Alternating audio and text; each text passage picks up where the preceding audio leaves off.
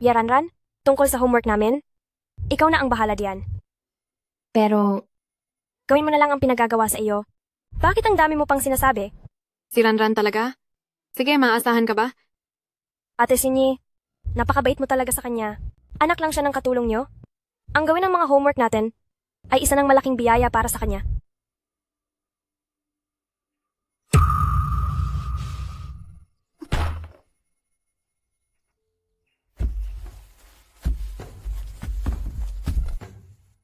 Nay.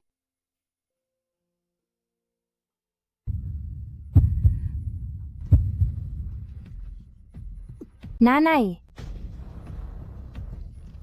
Binibining Ye, wala na sa panganib ang nanay nyo, pero kailangan niya ng operasyon agad-agad.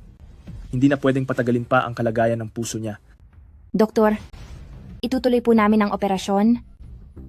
Parang awa niyo na po, tulungan niyo siyang gumaling. Nakikiusap po ako sa inyo. Kung ganoon, ihanda mo na ang bayad para sa operasyon. Kailangan ng $100,000 para sa heart bypass. $100,000. Dalawa na ang trabaho ko. Saan naman ako kukuha ng ganoon kalaking pera? Gawin mo na ito sa lalong madaling panahon. Sige po. Gagawa po ako ng paraan. Sinyi, pumarito ka. Pa, bakit po? Naalala mo ba? Ang pinakamayamang tao sa Jinghai na si Pamilya Lu at ang kanyang young master Lu? Pamilya Lu? Tsk, iyong nakaratay sa kama ng 3 taon at hindi pa nagigising na si Lu Jinyan? Nabalitaan ko kamakailan. Napalala ng palala ang kalusugan ni Lu Jinyan. Si matriarka ng Pamilya Lu ay gustong humanap ng mapapakasalan para magdala ng suwerte at ang napili nila ay ang ating pamilya. Ano, hinding-hindi ako magpapakasal sa kanya. Dad, Ma, ayokong magpakasal. Hinding-hindi ako magpapakasal sa isang taong wala ng malay.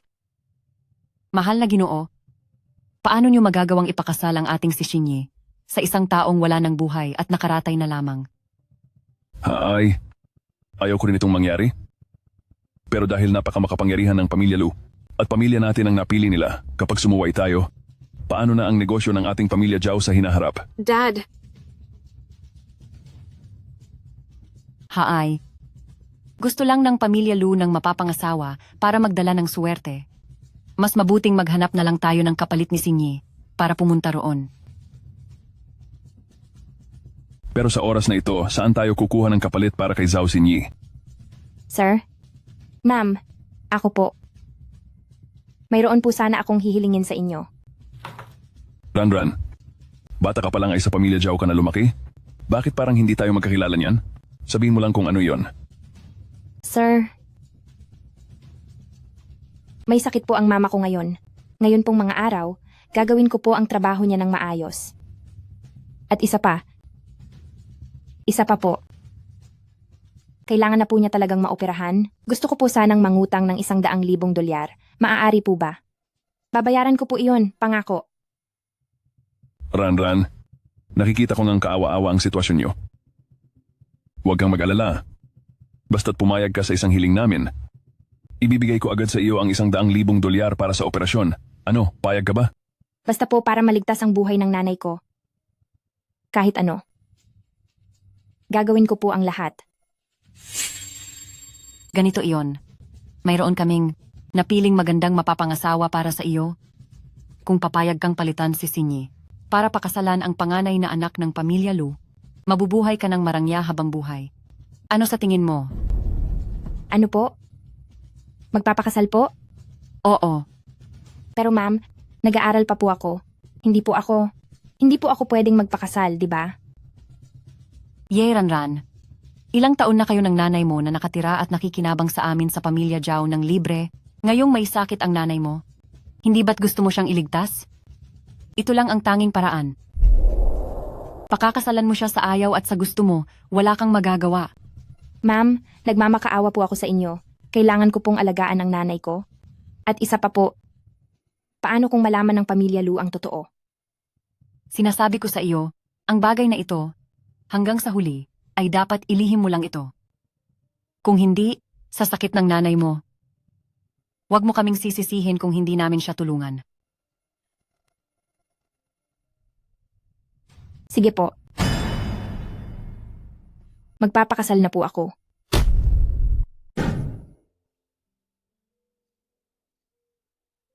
Yeranran, siguraduhin mong tatandaan mo ang lahat ng sinabi ko sa'yo. Kung gayon, nakikiusap ako. Naalagaan ninyo ng mabuti ang nanay ko. Huwag kang mag-alala. Tiyak na aalagaan namin ng mabuti ang nanay mo. Ranran, pumanatag ka na at magpakasal ng maayos kay Young Master Lu.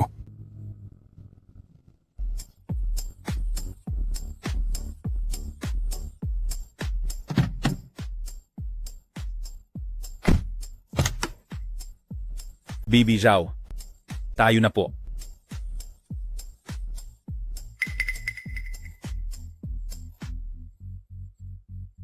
Bilis na. Lumakad ka na? Baka mahuli ka pa sa nakatakdang oras.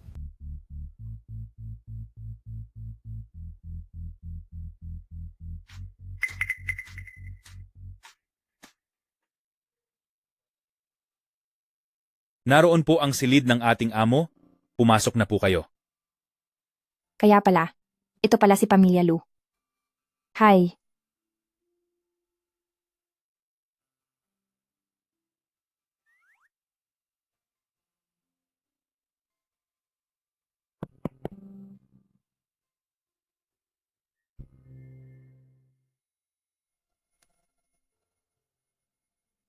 Ikaw pala ang panganay na si Pamilya Lu.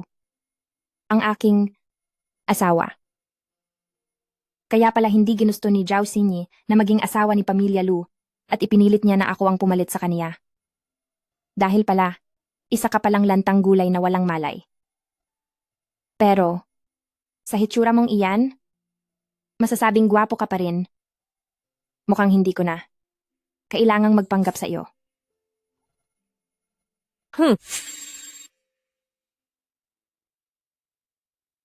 Ikaw ba si Sinyi? Kumusta po kayo, auntie? Anong sabi mo, auntie?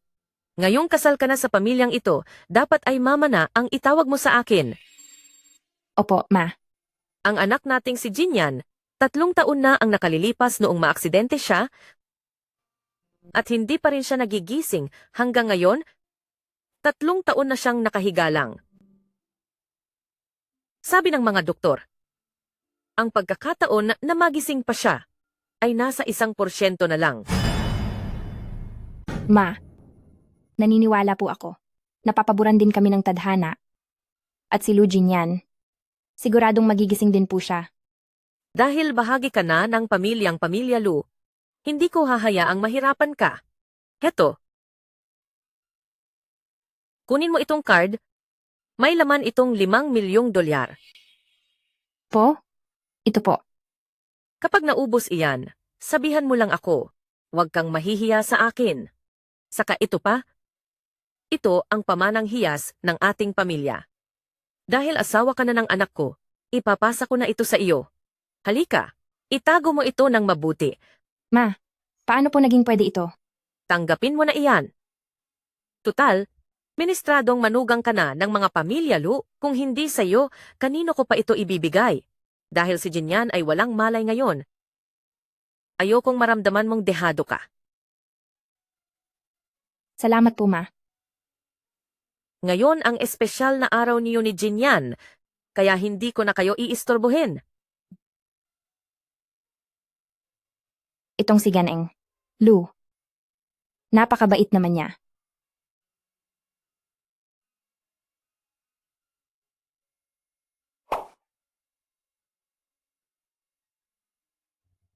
Wow!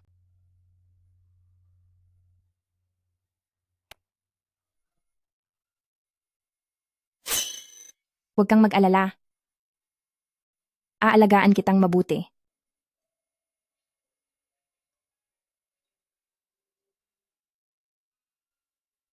Ang bait talaga ni Gineng.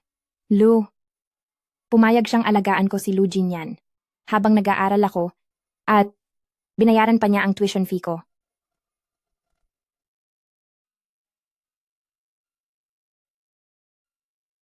Ranran, mukhang maayos ang buhay mo pagkatapos mong mag-asawa at ang ganda pa ng mood mo. Ano? Nag-asawa na si Yeranran? Ang bata pa niya? Tapos nag-asawa agad siya? Mukhang atat na atat siya. Hindi totoo iyan. Uy, itong suot mo. Puro branded na ha. Baka naman, sinusuportahan ka ng isang matandang lalaki? Hindi po. Hindi ko iyon ginawa. Kapag naglakas loob kang ikwento ang tungkol sa pagpapalit ng pakakasal, ang nanay mo ang malalagot? Ate Shini, bakit mo pa siya kinakausap? Naku, tumira siya sa amin ng maraming taon. At ako naman, itinuring ko siyang parang tunay na kapatid. Bago siyang kasal, kaya pinapaalalahanan ko lang siya. Hindi na niya kailangan ng ating pag-aalaga? Tingnan mo siya ngayon.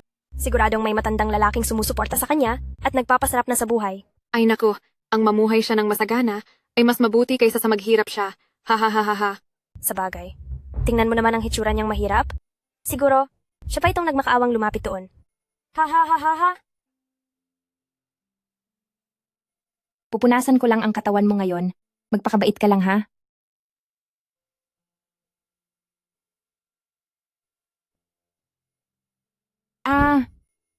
Pasensya na. Pasensya na talaga. Hindi ka naman ba nasaktan? Naku, nakalimutan ko. Hindi mo pa pala kayang umupo mag-isa. Kaya mas mabuti pang punasan kita ng nakahiga. Tatanggalin muna ang mga butones. Wow! Hindi ba sabi nila? 3 taon na siyang nakahiga sa kama. Bakit ang ganda? Pa rin ng katawan niya.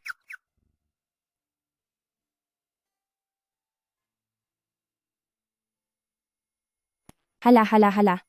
Pasensya ka na po. Pasensya na talaga. Mabuti na lang at wala kang nakikita. Hay, talagang mas okay na makapangasawa ng hindi makagalaw. Hindi niya ako pagagalitan at hindi rin siya magagalit sa akin. Hay nako, pero dahil lampas ako at hindi rin naman kaibig-ibig, malamang ikaw lang ang hindi aayaw sa akin. Sige, ganito na lang ang usapan natin.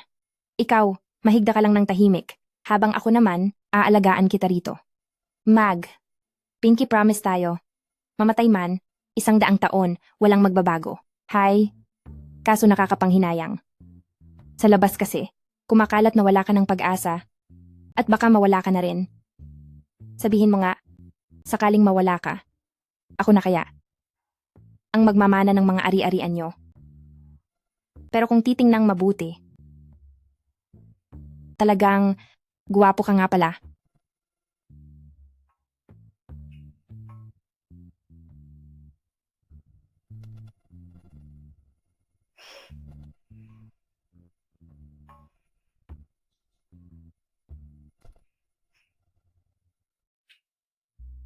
Ano na bang nangyayari kay Pamilya Lu? Hindi ba napagkasunduan na natin? Basta ipakasal si Shingy sa kanya, ay ibibigay sa atin ang proyekto sa timog ng lungsod. 1 linggo na ang nakalipas. Bakit wala pa ring balita? Hi. Mahal ko, itong si Ye Ranran ay anak lang ng katulong natin. Ang mga ganyang mababang uri ay maraming pakana sa isip. Ano kaya kung isumbong niya ang tungkol dito kay Pamilya Lu? Binalaan ko na po siya. Kapag nangahas siyang ibulgar ang lahat, ang nanay niyang may sakit sa puso, ay pababayaan ko nang mawala. Napakalaki ng kapangyarihan ni Pamilya Lu sa Jinghai. Siya ang pinakamakapangyarihan.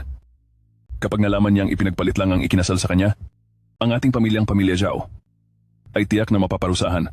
Hoy Shinye, tanungin mo agad ang babaeng iyan, si Ye Ranran, kung may ibinulgar ba siya sa nangyari. At saka, alamin mo sa kanya, bakit wala pa rin yung pinangakong proyekto?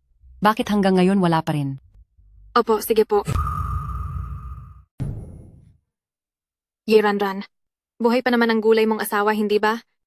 Hindi pa ba nalaman ng Pamilya Lu na ikaw ang pumalit sa kasal?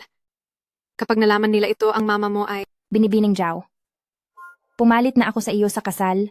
Ano pa ba ang gusto mong gawin ko? Ang tungkol sa pangako ng Pamilya Lu sa atin sa proyektong Pamilya Zhao South City, kumusta na iyon? Bakit parang walang balita? Binibining Zhao, pumalit lang ako sa iyo sa pagpapakasal. Hindi ako gamit para sa pansarili ninyong interes. Ang inyong pakikipag-ugnayan ay mas mabuting kayo mismo ang kumausap sa mga namumuno ng Pamilya Lu. Ikaw, Nasa loob tayo ng eskwelahan at sigurado akong hindi mo rin gusto na may makarinig sa usapan natin. O Lu Jinyan, ngayon ko lang nalaman na sa pamilya niyo pala ay ang daming may gusto sa posisyon niyo. Sinyi, Ma, bakit po kayo nandito? galing lang si Mama sa isang auction at nakakuha ako ng ilang set ng alahas. Tingnan mo kung gusto mo. Ma, parang ito ay sobra-sobrang gastos na. Wala namang problema sa gastos. Dito sa Pamilya Lu, wala man kaming ibang bagay, siguradong marami kaming pera. Ngayong kasal ka na sa Pamilya Lu, hindi ka dapat nagkukulang. Tsaka nga pala, bumili ako kamakailan ng isang villa sa tabi ng dagat, kasalukuyan itong inaayos. Hindi ko alam kung magugustuhan mo. Villa po? Kung hindi mo gusto sa tabi ng dagat, pwede tayong bumili sa bundok, doon ay tahimik. Kung gusto mo naman sa loob ng lungsod, mamaya ay mamimili tayo doon ng ilang bahay. Ma, masyado na pong... Dahil hindi pa gumigising si Jinyan at hindi kanya maalagaan, dapat ay higit kitang asikasuhin. Ito po ay napakabait talaga ni Gnang. Lu sa kaniyang manugang. Pero pumapalit lang naman ako sa kasal na ito. Nakakahiya namang ako ang makinabang sa hindi para sa akin. Kapag nalaman ni Gnang, Lu ang katotohanan, siguradong masasaktan siya. Huwag mo na isipin masyado iyon, mag-focus ka na lang sa pag-aaral. Kung gigising pa si Jinyan, nasa kamay na iyon ng tadhana.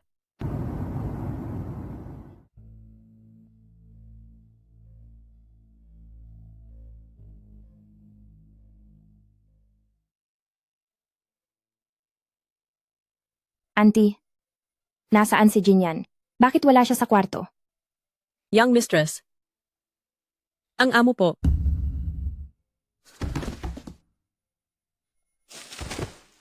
Anong nangyari sa kaniya? Hindi kaya, hindi kaya. Wala na talaga si Lu Jinyan. Kahit sandali pa lang kaming magkakilala. Pero dahil lagi kaming magkasama nitong mga nakaraang araw, may nabuo na ring samahan. Siya. Tuluyan na ba siyang nawala?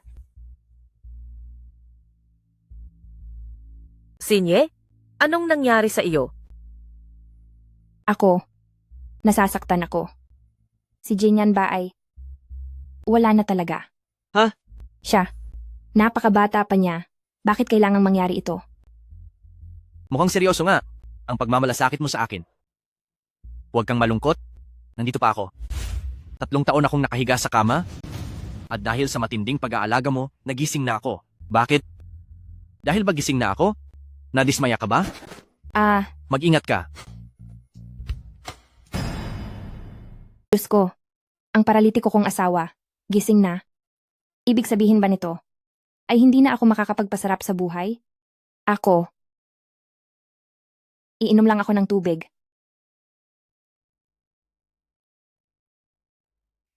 Gusto mong uminom? Hayaan mong tulungan kita. Huwag na po. Huwag na.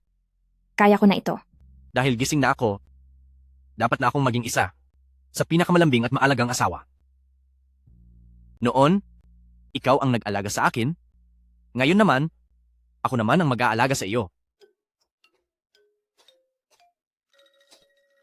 Mahal, dahan-dahan lang. Hindi tayo dapat masyadong malapit. Hindi na kailangan. Huwag na po. Ang mga dapat makita, ang mga dapat hawakan, hindi ba nakita at nahawakan mo na ang lahat? Ako. Pangako ko sa iyo, hindi ako magagalit sa iyo at hindi kita iinisin. Sa ngayon, bukod sa hindi lang ako pwedeng nakahiga na lang, ang lahat ng iba pa ay masusunod ayon sa gusto mo. Paano niya nalaman ang mga bagay na iyon? Patay na, yari na ako, pati ang palihim na paghalik ko sa kanya. Siguradong alam na rin niya. Mahal, bakit namumula ang mukha mo? Ha? Talaga ba? Jinyan, Sinye, kapag nakikita ko kayong magkasundo ng ganyan, panatag na ang loob ko. Ngayong araw, nagpatawag ako ng isang Michelin star chef para magluto rito sa bahay natin para na rin i-celebrate ang paggising ni Jinyan. Sinye, kumain ka pa ng marami, mga sariwang hipon ito na kararating lang kaninang umaga. Jinyan, pagbalat mo naman si Sinye. Wag na po, okay lang po. Kasi po, kagigising lang ni Jinyan ngayong araw. Parang, hindi yata maganda iyon. Tinulungan naman ako ni Mrs. na punasan ang aking katawan. Kaya ang pagbabalat lang ng hipon para sa kanya ay hindi abala. Sobrang nakakahiya. Ito na talaga ang pinaka nakakahiya. Buka ang bibig.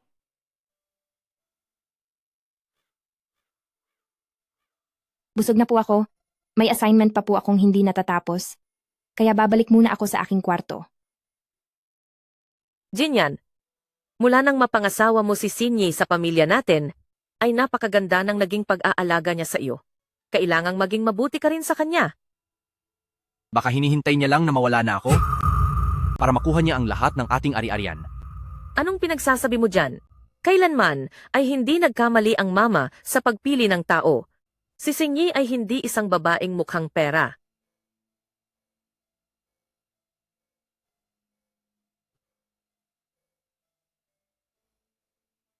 Nag-aaral din ba siyang magpinta?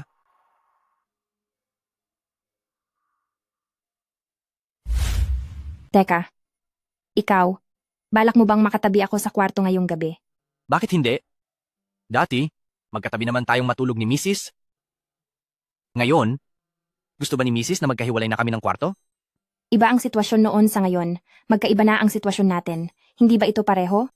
Ano kaya kung ikaw, doon ka sa sahig? O pwede rin namang ako na lang ang matulog sa sahig? O sa sofa na lang kaya ako matulog? Nayayakap na kita at nahahalikan din, bakit ngayon ka pa nahihiya? Ikaw, kailan ka pa nagising? Siguro, noong may binabalak ka ng masama sa akin. Lahat ng sinabi mo, bawat salita, maging ang paghinga at tibok ng puso mo, alam ko lahat. Sino ba ang may masamang balak sa iyo?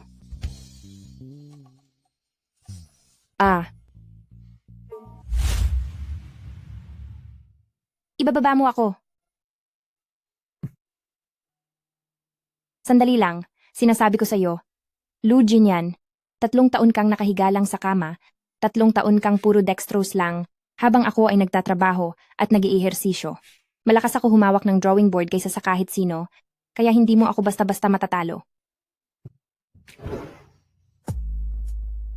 Nagpakasal ka sa akin pero ayaw mong magpahawak. Bukod sa hinihintay mong mawala ako, meron pa ba? Meron ka pa ba ang itinatagong mga sikreto? Hindi ko alam ang sinasabi mo. Inaantok na ako, matutulog na ako. Mrs.? Huwag kang mag-alala.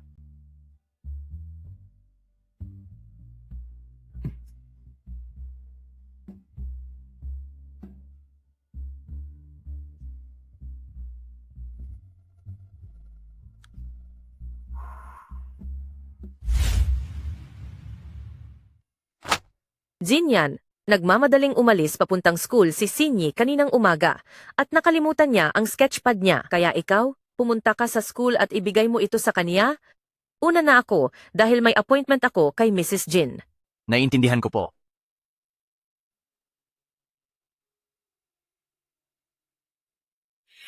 Ran.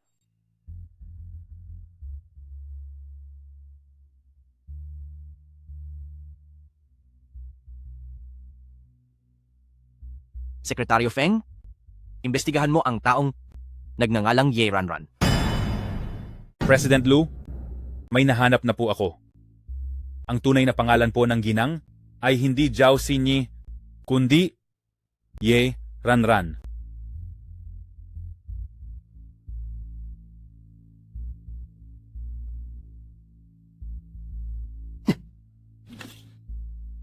Ran. At nagawa niya pa akong lokohin? President Lu, ano po ang gagawin natin ngayon? Pupunta tayo sa school. Opo, sir.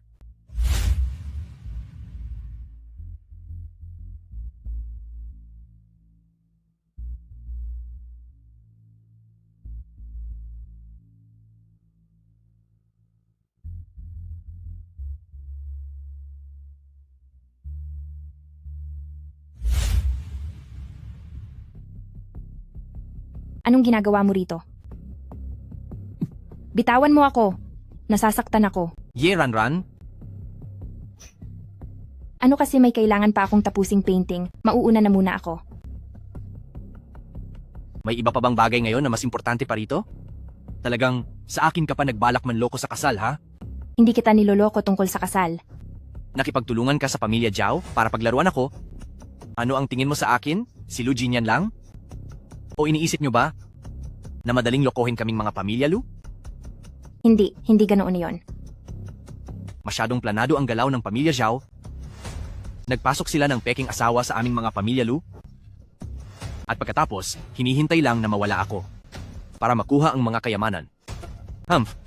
Napakagaling ng diskarte nyo. Hindi iyan ang totoo. Makinig ka muna sa paliwanag ko.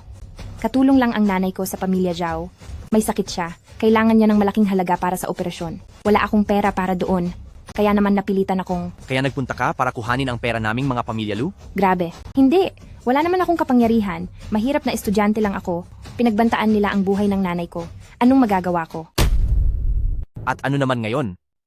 Nang magpakasal ako sa iyo, hindi ko alam na ikaw pala ay isang paralisadong pasyente.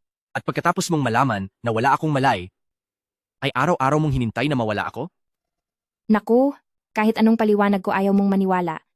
Sige, ganito na lang, magdiborsyo na tayo. Pag-uwi ko mamayang gabi, mag-e-empake na ako para umalis. Siguraduhin mo lang na paninindigan mo ang sinabi mo.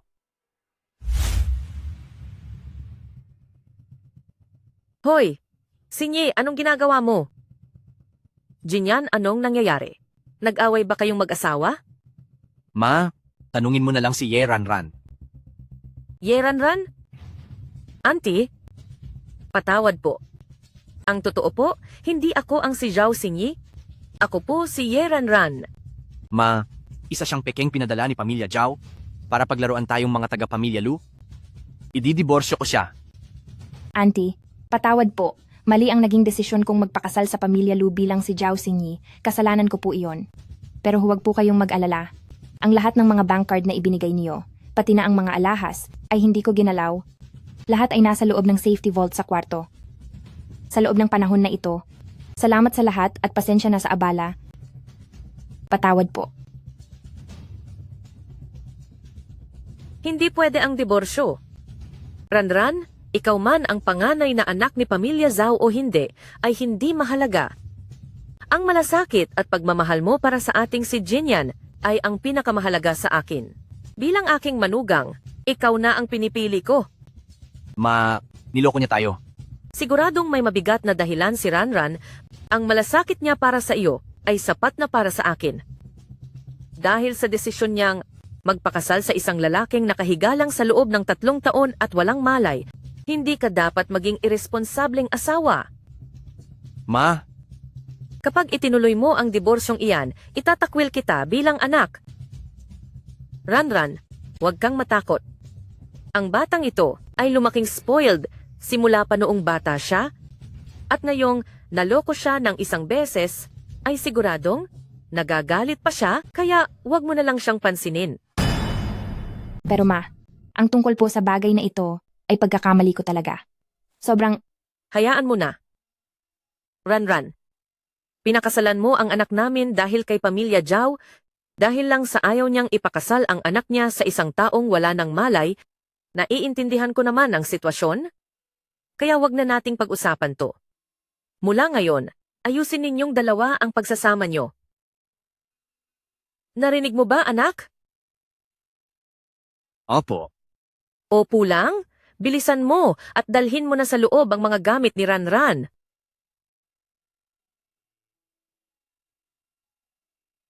Ranran, sa hinaharap, kapag sinubukan kang apihin ng lalaking to, sabihin mo lang kay mama. Ako na ang bahala sa kaniya. salamat po ma. Kung gusto mo pa ring makipag-divorce, pwede ko namang subukang kausapin si mama. Sabi ni Mama na huwag na raw itong babanggitin. Kaya manahimik ka na lang muna sa ngayon. Mahina ang katawan niya, hindi siya pwedeng mabigla o ma-stress. Sige. GB. Ha? Bakit? Anong iniisip mo? Wala po.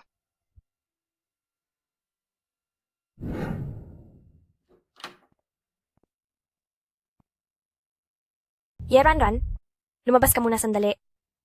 May problema ba? Sabi ni Ate Shinyi, may ilang mga bagay Nasigurado akong ayaw mong malaman ng ibang tao, di ba?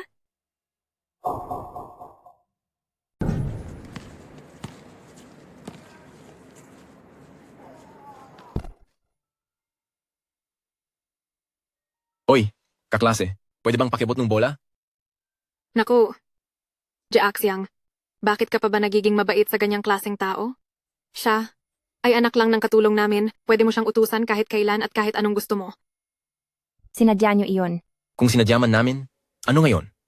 Hindi ako natutuwa sa iyo, bakit bawal na ba kitang parusahan? Nasa loob tayo ng eskwelahan. Ano naman kung nasa eskwelahan? Sino ang makakapigil sa akin? Yeranran, pinapayuhan kitang rumespeto kay Kuya Jaaxiang dahil siya ang young master ni The Yang Family. Siya ang tagapagmana ng pinakamalaking real estate company sa Jinhai. Ano naman ngayon? Yeranran, ikaw lang ang pumalit sa akin na ikasal kay young Master Lu? Iniisip mo ba talagang ikaw na ang Mrs. Lu? Oh, kaya naman pala ang yabang mo. Siya pala yung babaeng pumalit na ikasal kay Pamilya Lu na lalaking hindi man lang makagalaw. Kung hindi dahil sa akin, paano siya magkakaroon ng ganyan kagandang swerte? Malamang tulad din siya ng nanay niya, na habang buhay ay magiging katulong lang, at nangarap pa siyang maging pintor. Hahaha. Binibining Zhao. Pinapayuhan kitang magsalita ng may respeto. Sino ka ba sa akala mo? At ako pa ang rerespeto sa iyo? Anong gagawin mo? Wow. Mukhang tunay ngang napunta ka sa isang mayaman at makapangyarihang pamilya dahil lalong lumalaki ang ulo mo. Ranran, huwag mong kalilimutan na ang nanay mo ngayon ay nasa loob pa rin ng aming ospital. Anong masama kung bigyan kita ng leksyon? Kung hindi ka susunod, hayaang protektahan ka ng asawa mong hindi naman makagising. Hindi tayo nakakasiguro dyan. Nakakatawa, ang isang taong nakaratay lang sa kama, na 3 taon nang umaasa sa swero at hindi magising, sa tingin mo ba ay makakabangon pa siya? Nabalitaan ko, 3 taon na ang nakalilipas noong naaksidente sa kotse ang tagapagmana ng Pamilya Lu. Halos hinalughog na ng Pamilya Lu ang buong Jinhai, ngunit hindi pa rin nila siya mapagising. Kung hindi siya papalaring ngayon, walamang habang buhay na siyang hindi magigising. President Lu, ang tungkol sa donasyon para sa gusali ng paaralan ay natalakay na po sa pamunuan. Dahil maaga tayong dumating, gusto niyo po bang ipaalam muna natin ito kay Principal? Wag na, maglilibot-libot muna ako.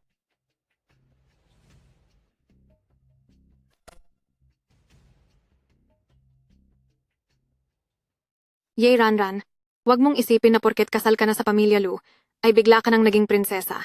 Iyong asawa mong hindi magising ay isang taong wala ng pag-asa. Ha?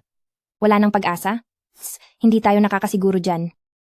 Ayoko nang makipagtalo pa sa iyo. Anong nangyari sa proyekto sa katimugang bahagi ng lungsod? Kahit na ang asawa mo ay hindi magising, hindi naman siguro mahirap na tulungan kaming makuha ang proyekto para sa Pamilya Zhao, di ba? Nagpakasal lang ako sa Pamilya Lu para sa iyo. Wala akong obligasyong kumuha ng mga proyekto para sa inyo. Bakit ka ba nagmamaang-maangan? Ayaw mong magpakasal sa kanya, pero gusto mong mapakinabangan ang yaman ng Pamilya Lu. Kung hindi dahil sa akin, habang buhay ka na hindi makakapasok sa mayamang pamilya, huwag mong kalilimutan, ang nanay mo ay nasa ilalim pa rin ng aming pangangalaga. Pinanakot mo ba ako? Dati, pinilit niyo akong magpakasal sa Pamilya Lu. At ngayon naman, pinipilit niyo akong makuha ang proyekto para sa inyo. Sa tingin mo ba dahil may pera ka, ay pwede mo nang kontrolin ang buhay ng ibang tao? Ay nako, nakita mo ba iyon, Kuya Jaaxiang? Totoo nga na kung sino pa ang walang kwenta ang buhay, ay sila pa itong masyadong mahalaga ang kakarampot na dignidad. Karaniwang sakit lang yan ng mga mahihirap. Ikaw, mas mabuting asikasuhin mo na lang ang asawa mong lantang gulay para humaba pa ang buhay niya. Dahil kung hindi, magiging pulubi ka na rin. Walang mangyayaring masama kay Lu Jinyan. At wala akong panahon na makipag-usap sa inyo. Bakit ka nandito? Ano ang balak mong gawin? Sino ka ba? Sinasabi ko sa'yo, huwag kang makialam sa amin. Ikaw ba si Zhao Xinyi? Tama, ako nga si Zhao Xinyi. Ranran, sino ba ang lalaking ito? Huwag mong sabihin gamit ang pera ng Pamilya Lu, ay may itinatago ka ng lalaking binabayaran mo sa labas? Hindi pa ba nakikita ni Zhao Xinyi si Lu Jinyan? Hindi mo ba siya kilala? Parang pamilyar ang mukha ng lalaking ito.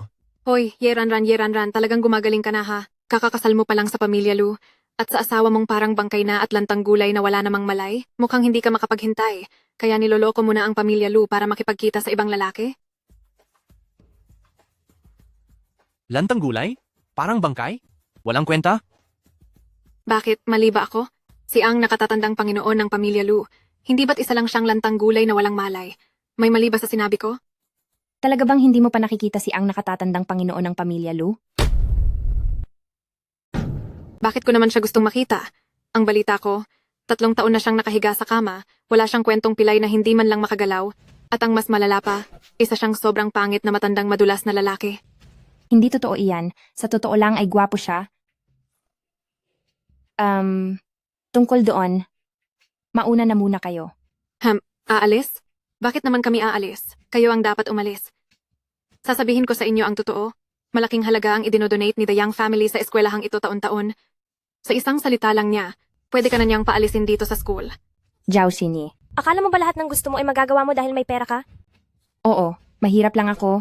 Pero sa sarili kong pagsisikap, nakapasok ako sa Jinghai University.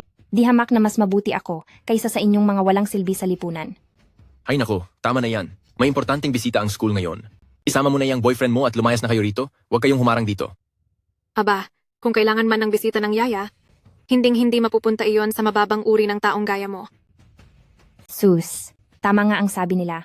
Kung ano ang ugali, siya ring lalabas sa bibig mo. Dahil wala kang pinag-aralan, puro masasamang salita lang ang alam mo. Yeranran, huwag mong isipin na porke napangasawa mo si Pamilya Lu, ay hindi na kita kayang galawin. Ang nanay mo ay nasa ospital pa rin at gumagamit ng oxygen. Baka gusto mong alisin ko iyon, maniniwala ka ba? Humingi ka ng tawad. Humingi ng tawad? Para saan? Bitiwan mo ako. Ayokong ulitin ito sa pangalawang pagkakataon.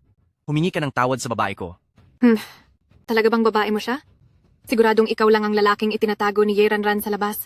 Bitiwan mo ako agad. Aray. Kuya Jack Shang, bilisan mo at pagbitawin mo siya. Sinabi ng bitawan mo ako. Bingi ka ba? Ang tatay ko ang presidente ng Young Group at chairman ng Kinhai Chamber of Commerce. Gusto mo bang paalisin kita dito sa Kinhai? Ikaw? Gusto mo raw akong paalisin sa Kinhai? Ikaw. Sasabihin ko ito sa huling pagkakataon. Mag-sorry ka. Sa bokabularyo ni Yang Jiaxiang, walang salitang sorry. Tigil, Principal? Yang Jiaxiang. Ano ang ginagawa mo? Principal, bakit po kayo nandito? Hindi ba't may sasalubungin kayong mahalagang bisita ngayon? Andito lang ako para turuan ng leksyon ang dalawang walang kwentang taong ito. Ganyan ba ang itinuturo sa iyo sa paaralang ito? Principal, ano pong ibig ninyong sabihin? Ang tatay ko ay si... Tatay mo pa rin? Mag-sorry ka agad kay Young Master Lu. Huwag mong sabihing hindi kita binalaan. Young Master Lu? Anong Young Master Lu? Young Master Lu, pasensya na po talaga. Hindi namin nang maayos na turuan ang batang ito. Pasensya na po sa nangyari. Kanina lang, ang lalaking ito, sinabi niyang papalayasin daw niya ako sa Kinhai. Ano? Sino ang nagbigay sa'yo ng lakas ng loob para maging ganyang kayabang? Huwag mong idamay ang paaralan natin. Principal, may maling akala lang po rito. Palamunin lang naman ang lalaking iyan. Isang palamunin. Anong palamunin? Ito ang panganay na anak ng pinakamayamang tao sa Jinghai, ang pamilyang Pamilya Lu. Ano? Siya na ba ang kinatatakutan na si Young Master Pamilya Lu? Si Lu Jinyan? Imposible. Isang bedridden na tao lang si Lu Jinyan. Ano? Ikaw si Lu Jinyan? Hindi maaari. Hindi maaari. Hindi ba't wala na dapat si Lu Jinyan? Magsalita ka. Anong kalokohan ba itong pinaggagawa niyo? Pinapayuhan kita na gumalang kay Young Master Lu. Ang balak ko lang sana ay pumunta rito para pag-usapan ang donasyon para sa bagong gusali at para na rin bisitahin ang asawa ko. Hindi ko akalain na... Ay, patawad po, Young Master Lu. Patawad po talaga. Hindi ko po naturuan ng maayos ang aking mga estudyante. Sir Young Master Lu, paparusahan ko po silang dalawa agad. Nako, Principal. Wag po. Magtatapos na ako. Mahirap naman kung magkakaroon ako ng parusa ngayon. Isang pagkakamali lang po ito. Hindi ko po alam na si Young Master Lu pala iyan. Kung alam ko lang po na si Young Master Lu iyan, kahit kailan ay hindi ako mangangahas na gumawa ng ganyan. Sobrang wala ka ng takot. Nagawa mo pang magbiro sa harap ni Young Master Lu. Maliit na bagay pa nga ang parusa para sa'yo. Ngayon ay alam mo nang mapahiya. Humingi ka agad ng paumanhin kay Young Master Lu. Young Master Lu, pasensya na po. Napakabulag ko po. Napakalaking pagkakamali po. Na hindi ko kayo nakilala. Nagmamakaawa po ako. Palampasin niyo na po ako. Bakit parang hindi ka naman ganyan katapang kanina? Ay, hindi po. Kasalanan ito ng masamang babaeng si Jiao Xinyi. Siya po ang nanguudyok sa akin. Kaya ko lang po kayo nagawang bastusin, Young Master Lu. Ano ang sinasabi mo? Principal, Young Master Lu, patawad po, alam ko na ang pagkakamali ko. Ako po dapat ang magiging Zhao Xing ninyo. Dapat ay ako ang napangasawa nyo. Lahat ay dahil kay Ye Ranran. Ninakaw niya ang pagkatao ko. Zhao Xingyi, ngayon mo pa talaga gustong sabihin yan. Kayong dalawa, pareho kayong nagkukunwaring nagsisisi na at hindi na mayabang ngayon? Hindi po ganoon yon, Yang Master Lu. Makinig ka po sa paliwanag ko. Nang malaman kong pinili ako ng pamilya Lu, masayang masaya po ako. Pero, si Ye Ranran. Sa araw mismo ng kasal, niloko niya po ako at nagpanggap siyang ako para mapakasalan ka. Kanina lang ay tinatawag niyo pa akong parang patay. Tinatawag niyo pa akong basura. Tapos ngayon gusto mo nang magpakasal sa akin? Bakit? Sanay ka bang magpalit-palit ng mukha? Hindi po ako. Principal, masyadong maingay ang dalawang ito. Naistorbo nila ang pamamasyal namin ng asawa ko. Pwede na silang umalis. Bilisan nyo at umalis na kayo. Huwag na kayong magpakitang gila sa kahihiyan. Oo na, aalis na kami. Naku, Young Master Lu. Patawad po talaga. Naging maluwag po ang pagdisiplina ko. Tungkol po pala doon. Doon sa pagpapatayo ng bagong building para sa eskwelahan? Hayaan mong si Sekretaryo Feng ang makipag-usap sa iyo. Kami ng asawa ko ay gustong mag-ikot-ikot muna. Sige po. Sige. Hindi ko na po kayo iistorbohin. Tawagin niyo lang po ako kapag may kailangan kayo. Sige. Tungkol sa kanina, maraming salamat ha. Dati ba? Lagi ka bang inaapi ni Zhao Xinyi? Hindi naman. Ano lang. Dating katulong sa kanila ang mama ko. Mag-isa akong itinaguyod ni mama simula bata. At tinulungan din naman nila kami. Kaya nasanay lang talaga si Zhao Xinyi na utos-utusan ako. Nang mapakasal ka sa akin, pinilit ka rin ba nila? Hindi naman masasabing pinilit. Kasi Tandaan mo ito. Ikaw ang asawa ni Lu Jinyan, ang pinakamayamang tao sa Jinghai at ang unang ginang ng pamilya Lu. Simula ngayon, hindi mo na kailangang magpaaba sa kahit na sino. Naiintindihan mo ba?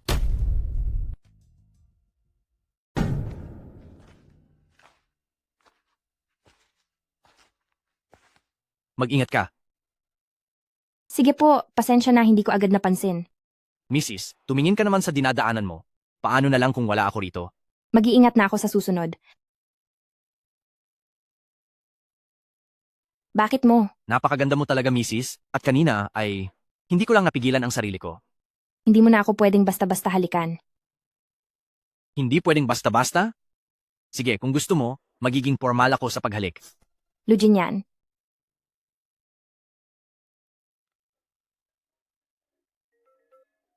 Hello pa? Ikaw na walang hiyang bata ka.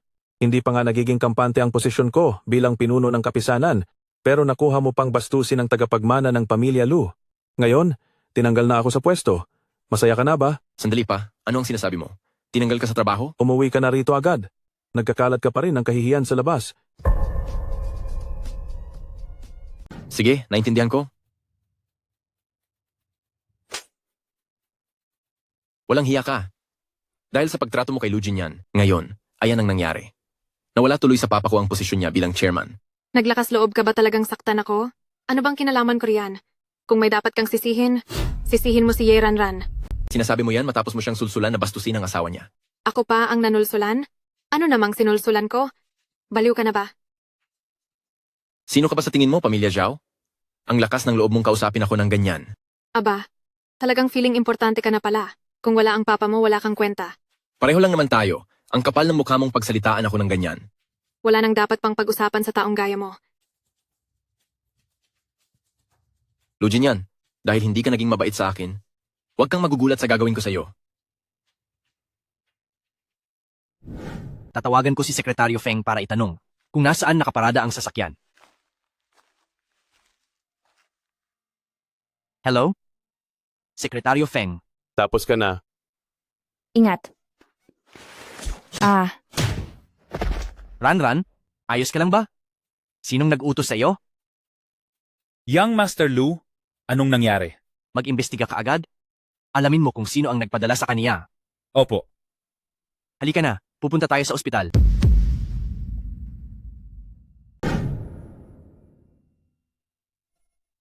Ako na.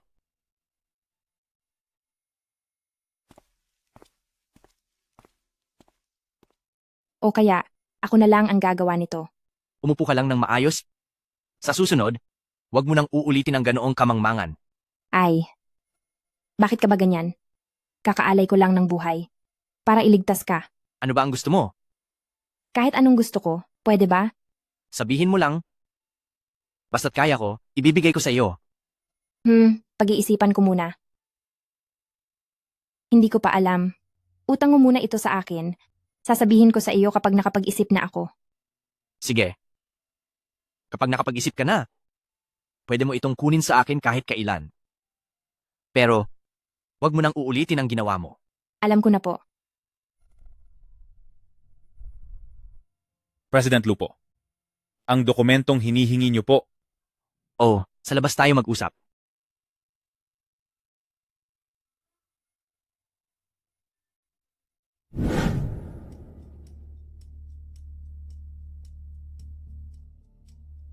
President Lu. Ito na po ang hinihingi niyong dokumento. Nahanap na po ang totoong nangyari sa aksidente noon. Ang tito niyo po ang gumawa. Binaklas niya po ang mga pyesa ng sasakyan. Ibigay ang mga dokumentong iyan sa abogado. At para sa mga susunod, ako na mismo ang bahalang humarap dito. Saka po pala, nahanap na rin namin ang mga taong umatake sa inyo. Si Yang Jiaxiang po ang nagpadala sa kanila. Naintindihan ko. Tila, panahon na para kausapin si The Yang family.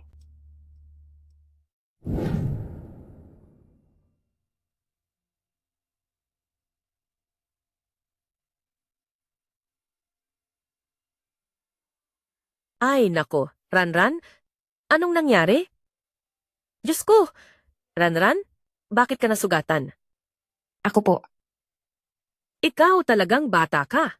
Bakit hindi mo inaalaga ang mabuti ang asawa mo?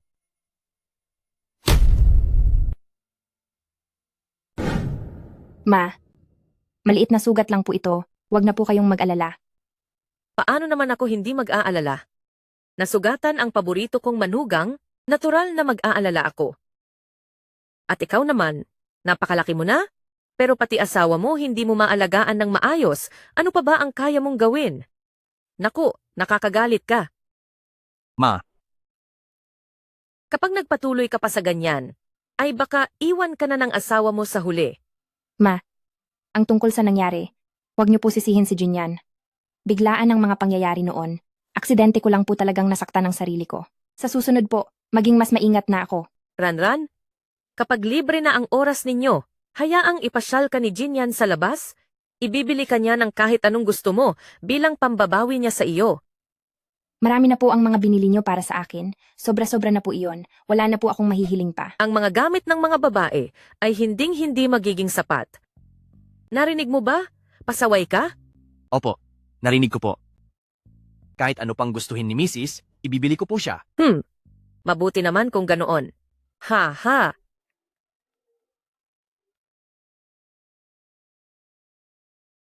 Sige po, ayos lang. Naiintindihan ko po. Ano? May mahalaga lang akong gagawin? Kailangan ko po munang umalis sandali. Sa ganitong pagkakataon, lalabas ka pa talaga? Nabalitaan ko na kaya nasaktan si Ranran ngayon ay dahil sa iyo. Sa mga ganitong oras, meron pa bang mas mahalaga kaysa sa asawa mo? Ma, kasi Wala nang kasi-kasi. Bakit? Mali ba ang sinabi ko? Buti na lang at si Ranran ang asawa mo na nananatiling tapat sa iyo kahit anong mangyari. Kung ibang tao yan, kanina pa siya umalis. Kapag nagkamali ka sa labas at may ginawang masama kay Ranran, ako ang unang parurusahan sa iyo. Ma, masyadong busy si Jinyan sa trabaho. Hayaang makaalis na muna siya. At isa pa po, dito naman po sa akin, ay mayroon akong kasama dahil nariyan kayo. Ay naku,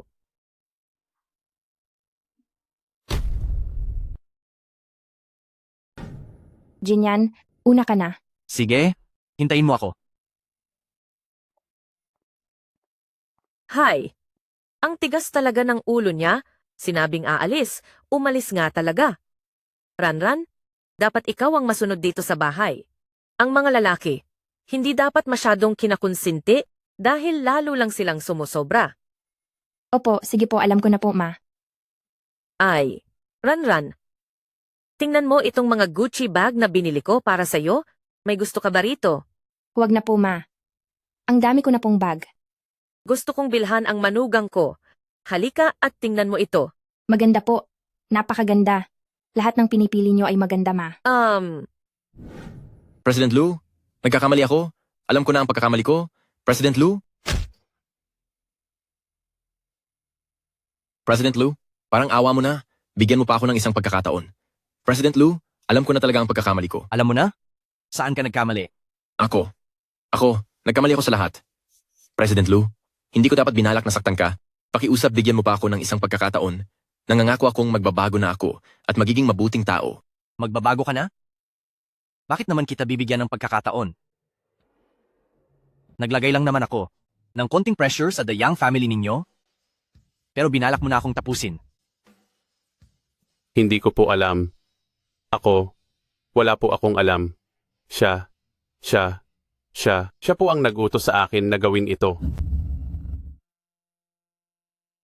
Sekretaryo Feng, Narito po.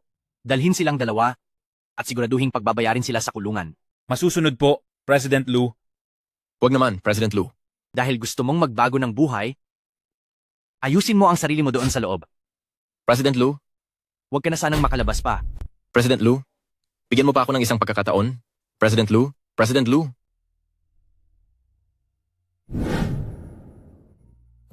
Ang lalaking iyon na si Lu Jinyan, umalis na lang bigla ng walang paalam. Ang tagal na niyang hindi bumabalik.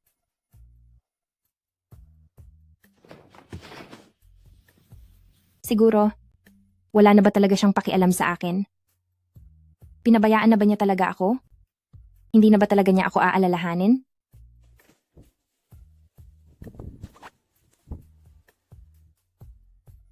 Ay, bumalik ka. Anong ginagawa mo? Hindi ako sanay rito sa ospital. Gusto ko nang umuwi. Sige, iuuwi na kita. Sige. Ano? Maghintay ka lang muna sa labas? Magbibihis lang ako. Mahal ko, bakit parang nahihiya ka pa sa akin? Nakakahiya naman.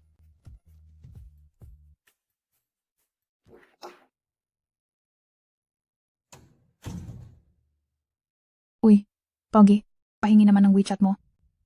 Wala akong WeChat. Wala? Paano mangyayaring wala kang WeChat? Kanina pa kita pinagmamasdan. Mukhang wala kang girlfriend, di ba? Ano sa tingin mo sa akin? Paumanhin po, may asawa na ako. Kasal ka na? Ang isang lalaking katulad mo, bakit ang aga mo namang nagpakasal? Gustong-gusto talaga kita? Baka naman pwedeng makuha ang contact number mo?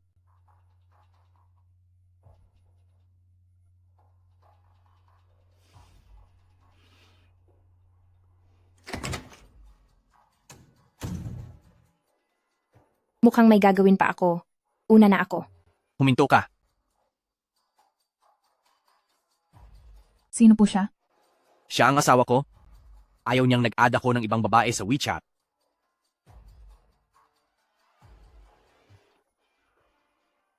Aalis na lang ba tayo ng ganoon lang? Bakit ba ang dami mong tanong? Hindi pa ba malinaw ang sinabi ko kanina?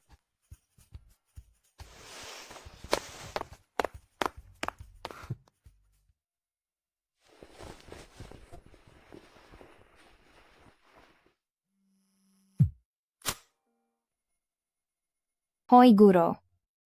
Yay Run, bukas na ang Campus Gratitude Season. Naisip mo na ba kung sinong kapamilya ang isasama mo? Guro. Ano po kasi, ang mama ko po ay hindi masyadong pwedeng pumunta. Ang Campus Gratitude Season ay naging tradisyon na rito sa Jinghai University. Wala ka na noong nakaraang taon, kaya ngayon ay hindi ka na pwedeng lumiban pa. Sige po, naiintindihan ko. Ako, gagawa na lang po ako ng paraan. Salamat po, Guro.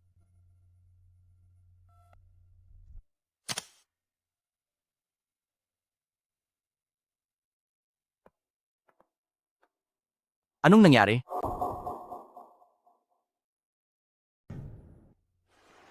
Ayos lang ako. Kapag may problema, sabihin mo lang sa akin. Sige.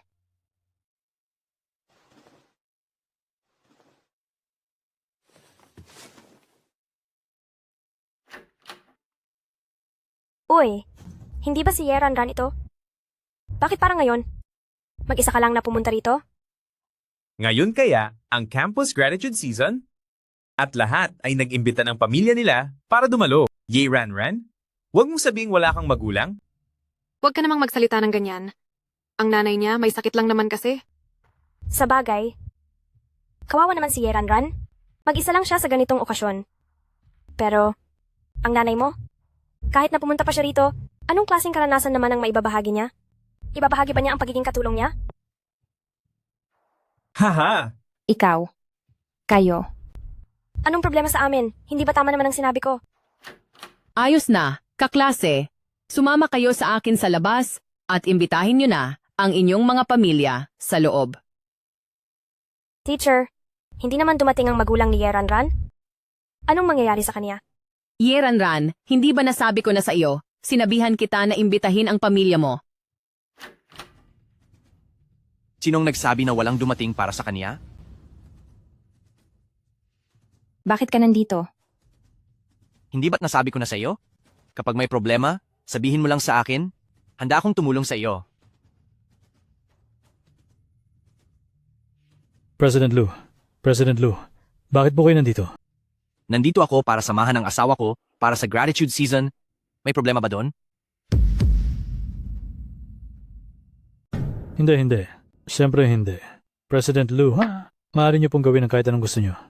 Dahil, narito na ang pamilya ni Yeranran, magsiupo po kayo.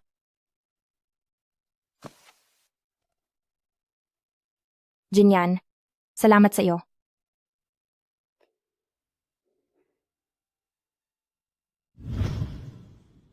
Yay, Ranran. Mag-usap nga tayong dalawa. Sige.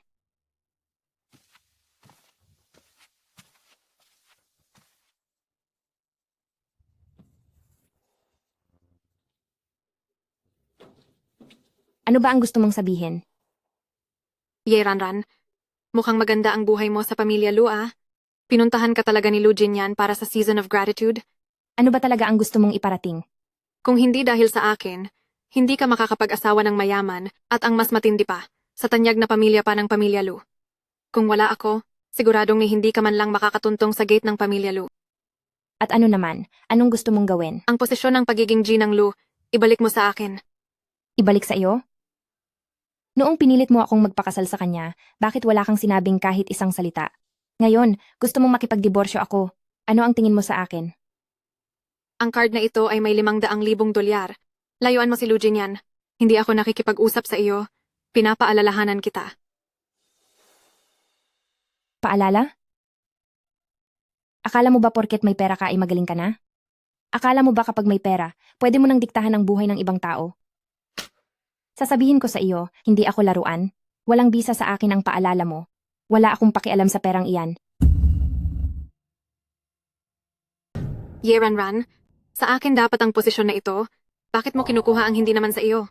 Sige lang, sige. Tama ka na sa lahat ng sinabi mo. Dati, inayawan mo siya dahil gulay ang lagay niya. Talagang hindi ka pumayag na magpakasal. Ngayong gising na siya, sasabihin mo sa aking sayo siya. Ganito na lang, magbigay ka ng presyo. Pag-usapan natin ang bayad. Di ba gusto mong mag-aral sa abroad?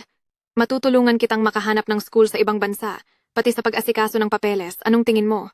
Ang pag-aaral sa labas ng bansa ay wala nang saysay sa akin ngayon. Kung nandito ka para sabihan akong makipagdiborsyo kay Lu Jinyan, kalimutan mo na yan. Siguro sa iyo ay laro lang ang kasal, paraan para makakapit sa mayayaman, pero para sa akin, hindi ito kailanman naging ganoon. Noong pinilit mo akong magpakasal sa kanya, hindi mo ba naisip na darating ang araw na ito? Yeranran, ang posisyon na ito ay dapat talaga sa akin. Kung wala ako, hinding-hindi mapupunta sa iyo ang lahat ng ito. Bakit mo inaangkin ang lahat ng pagmamayari ko?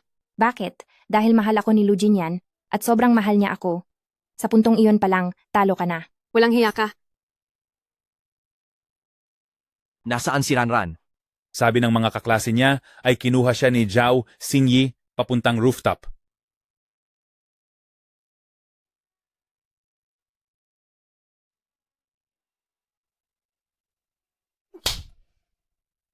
President Lu, nagawa niyang saktan ang madam. Gusto niyo bang... Sandali lang. Ako na si Mrs. Lu ngayon, At ang bawat salita at bawat galaw mo ay ayusin mo at matuto kang rumespeto. Mrs. Lupa, sa akin dapat ang posisyon na yan. Ang lakas pa ng loob mong sabihing ikaw si Mrs. Lu. Huwag mong kakalimutan na ang nanay mo ay isa lamang mababang katulong. Ang anak ng taong ganyan, hanggang katulong lang din dapat. Ang lakas ng loob mong saktan ako? Anong masama sa pagiging katulong? Mababa ba agad ang pagtingin mo sa kanila? Isa lang itong trabaho. Bakit may pag-uuri pa sa antas ng tao para sa iyo? Ang mga ginagawa mo ngayon at ang mga sinasabi mo, nasaan doon ang pagiging marangal? Matagal nang lipas ang lumang panahon, gumising ka na sa katotohanan. Yeranran, ikaw na babae ka? Tinuturuan mo ba ako kung ano ang dapat kong gawin? Hindi ba't sinabi mong bata ka pa lang ay nakatanggap ka na ng mataas na edukasyon? Bakit puro pang-aapi at masasama na ang lumalabas sa bibig mo? Parang wala ka namang natutunan sa pag-aaral mo? Mas may alam pa sa kagandahang asal ang aso kaysa sa iyo. Aba, matapos makatikim ng ilang araw na kaginhawaan, akala mo na ba ay isa ka na talagang mayamang tagapagmana? Yeranran, parang nakakalimutan mo na kung sino ka talaga. Para pagsalitaan ako ng ganyan, gusto mo bang ipaalala ko sa'yo? Sinasabi ko sa'yo, tumigil ka na, dahil hindi ako iyong klase ng tao na basta-basta mo lang pwedeng apihin. Talagang hinaharangan mo pa ako? Ikaw, Tigil. Young Master Lu, bakit nandito ka? Sekretaryo Feng, sabihan ng lahat ng kumpanya sa Jinghai, itigil ang lahat ng pakikipagtulungan sa pamilya Zhao, at putulin ang lahat ng daloy ng kanilang pondo. Ano? Young Master Lu, parang awa mo na, huwag? Huwag. Zhao Xinye, binigyan na kita ng pagkakataon, pero hindi ka pa rin nagbago. Pinalala mo pa ang lahat, at paulit-ulit mong ginulo ang asawa ko, at ngayon ay inaasahan mong palalagpasin ko ito? Young Master Lu, ako. Masyado lang kitang gusto, kaya naman, napilitan akong paalisin si Ranran sa tabi mo. Gusto ako? Isa lang akong lumpo, kaya hindi kailangan ni Beb. Zhao ang pagkagustong iyan. Huwag ka nang magpapakita sa akin muli. Young Master Lu, ang pwesto ng pagiging Jinang Lu ay para sa akin dapat, pamalit lang sa akin si Yeranran. Bakit mo pipiliin ang isang pamalit lang? Isa pa, ang nanay niya ay yaya lang, talagang hindi kanya kapantay. Hinding-hindi siya naging pamalit kanino man. Kung hindi niya ako kapantay, bakit? Sa tingin mo ba ay kapantay kita? At saka, kung pag-uusapan natin ang katayuan sa buhay, ang pamilya Zhao ninyo ay hinding-hindi makakapantay sa aming pamilya Lu. Pero, yaya lang ang nanay niya, at mahina pa ang katawan, isang yaya na kahit anong oras ay posibleng mawala na. Pinakasalan ka lang niya para sa pera mo. Eh ikaw? Bakit gusto mo akong pakasalan? Para sa ano? Ikaw, Si Yeranran lang ang gusto ko. Masyado akong maraming pera. At kahit pa, pera ko lang ang habol niya, ayos lang iyon sa akin. Huwag ka nang magpapakita sa akin, dahil kung hindi, pasasukuin at parurusahan kita. Young Master Lu. Young Master Lu. Bibi? Zhao? Ang pamilya Zhao ninyo sa lungsod ng Jinghai ay nanatili ng maraming taon, kaya dapat ay alam nyo na ang pamamalakad ng aming President Lu, hindi ba? Pinapayuhan kita. Huwag mo nang subukan pa ang pasensya niya. Sekretaryo Feng, alam ko na ang pagkakamali ko. Tulungan mo akong makiusap kay Young Master Lu na huwag nang galawin ang aming pamilya Zhao. Magsisisi na talaga ako. Dapat kang magbayad sa iyong pagkakamali. Nasabi ko na ang lahat, kaya mas mabuting mag-ingat ka na.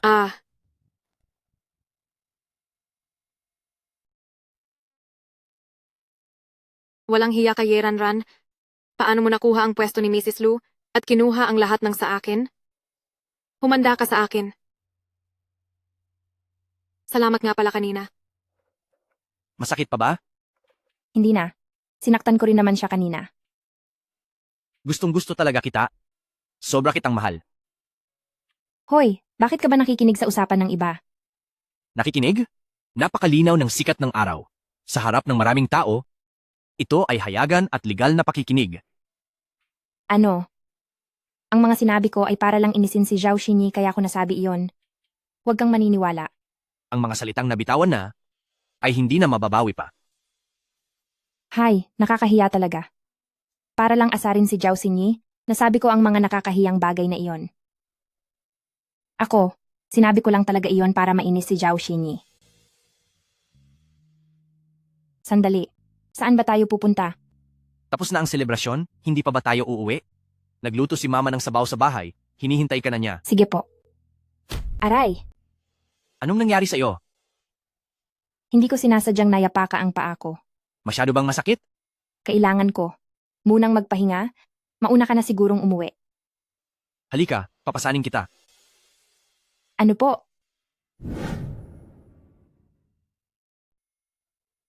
Hindi ko akalaing, napakalakas mo pala.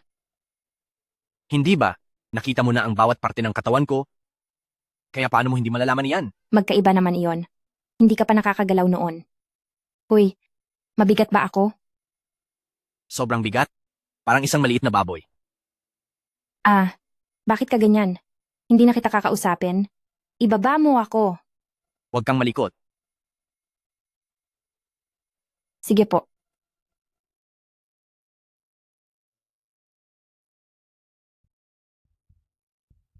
Naku, mahal. Anong gagawin natin? Matatapos na ba ang ating pamilyang Pamilya Zhao ng ganito? Hi. Sinasabi ko na nga ba? Walang kwenta ang Yeranran na iyon, di ba?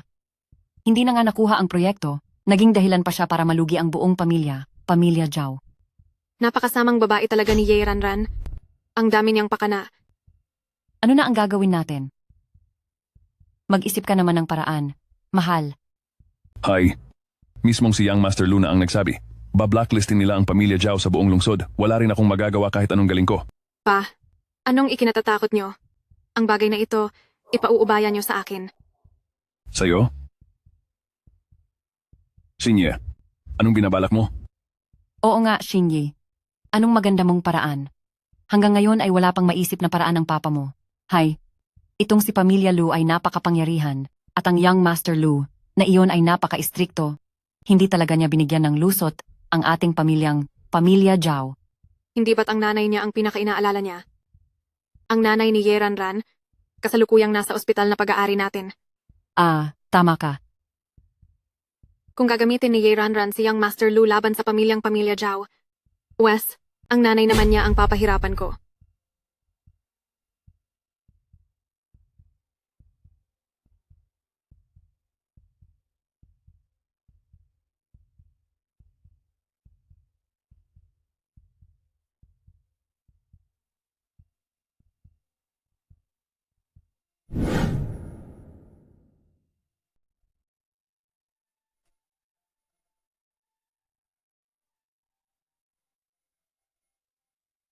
Sandali lang.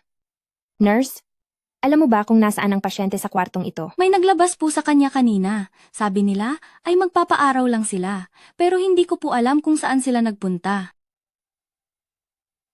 Ma, paano mangyayari iyon? Ma, nasaan ka po ba? Hello po, nakita niyo po ba ang taong ito sa litrato?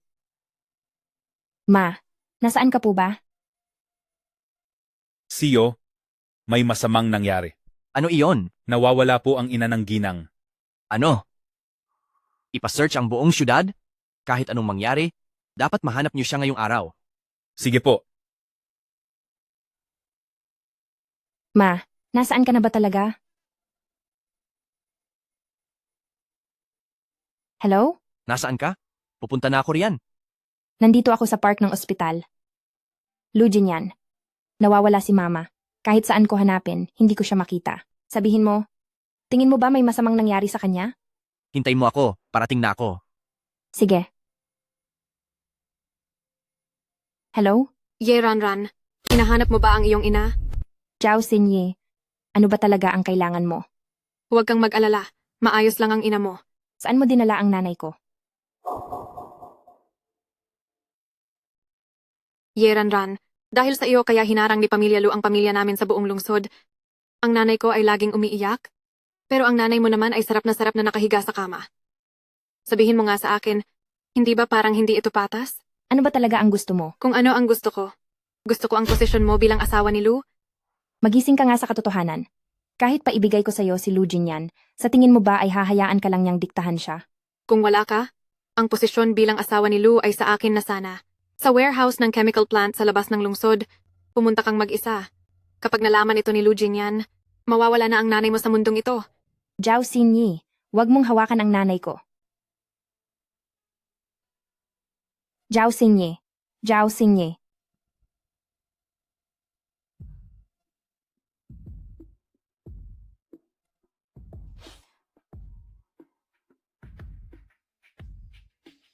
Magandang araw, ang tinatawagan ninyong subscriber ay hindi maabot sa ngayon.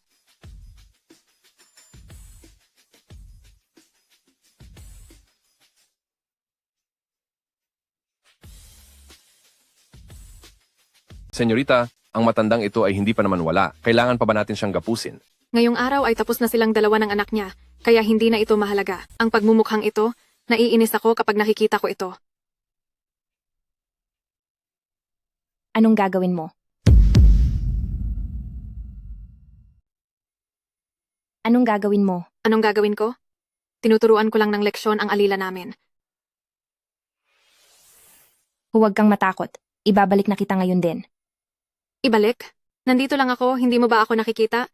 Ano sa tingin mo ang lugar na ito? Na basta-basta ka na lang papasok, at basta na lang din aalis? Zhao Xinye, hindi ba't gusto mo lang namang pakasalan si Lu Jinyan? Sa tingin mo ba kung makikipag-divorce ako sa kanya, makakapasok ka sa pamilya nila? Siyempre hindi. Kaya nga, hindi kita pwedeng payagang umalis.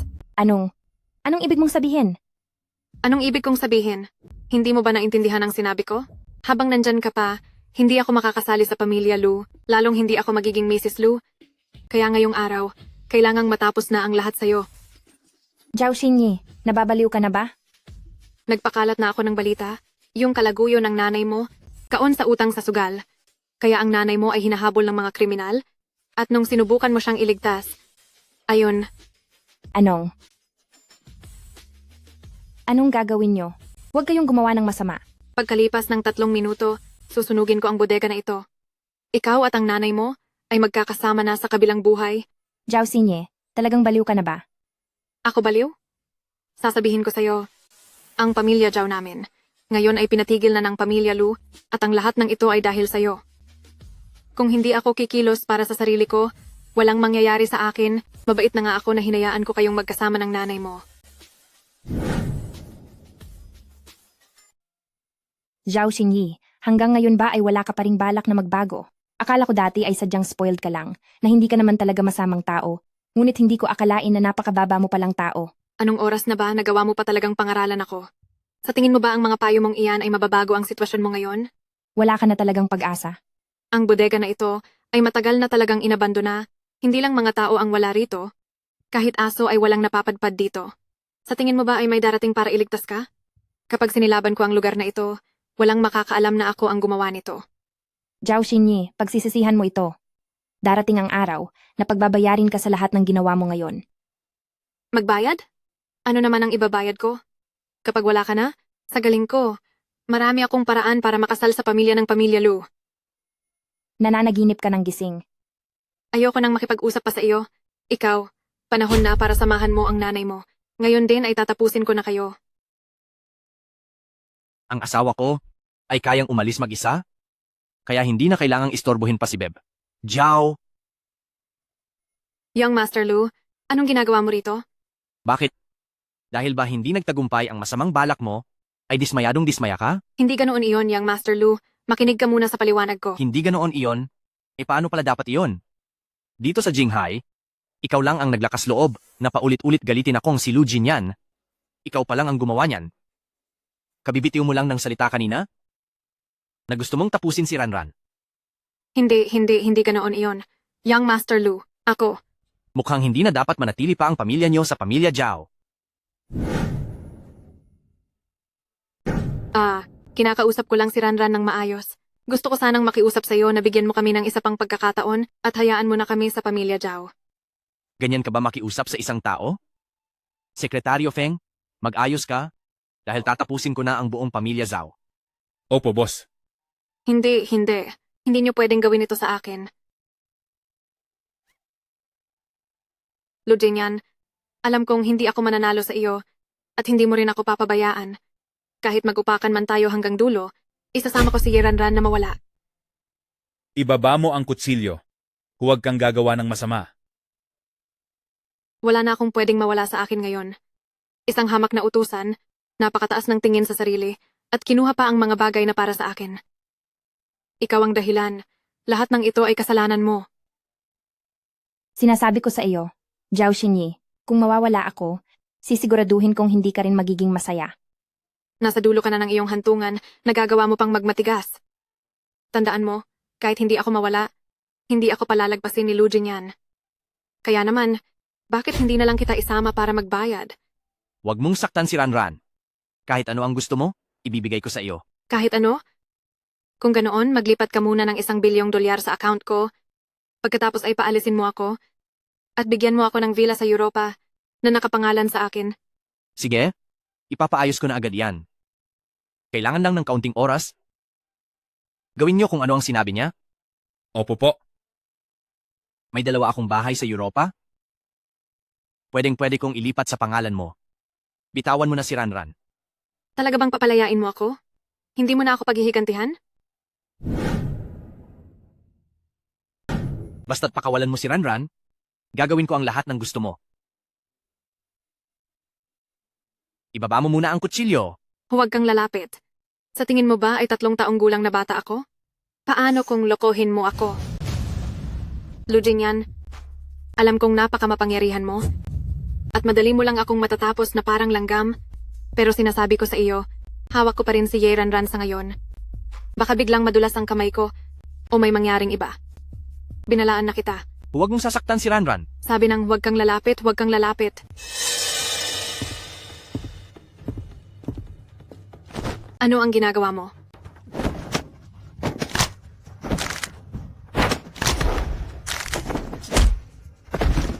Aray, bitawan mo ako. Young Master Lu, patawad po. Alam ko na po ang pagkakamali ko. Bigyan niyo pa po ako ng isa pang pagkakataon. Talagang nagsisisi na po ako, Young Master Lu. Ilang ulit mo nang sinaktan si Ranran at inaasahan mong bibigyan pa kita ng pagkakataon? Bibigyan kita ng pagkakataon para saktan ulit si Ranran? Sekretaryo Feng, ibigay siya sa mga pulis. Opo, amo. Young Master Lu. Patawad po talaga. Ayaw ko pong makulong, Young Master Lu. Nagmamanhik po ako sa inyo. Pakawalan niyo na ako.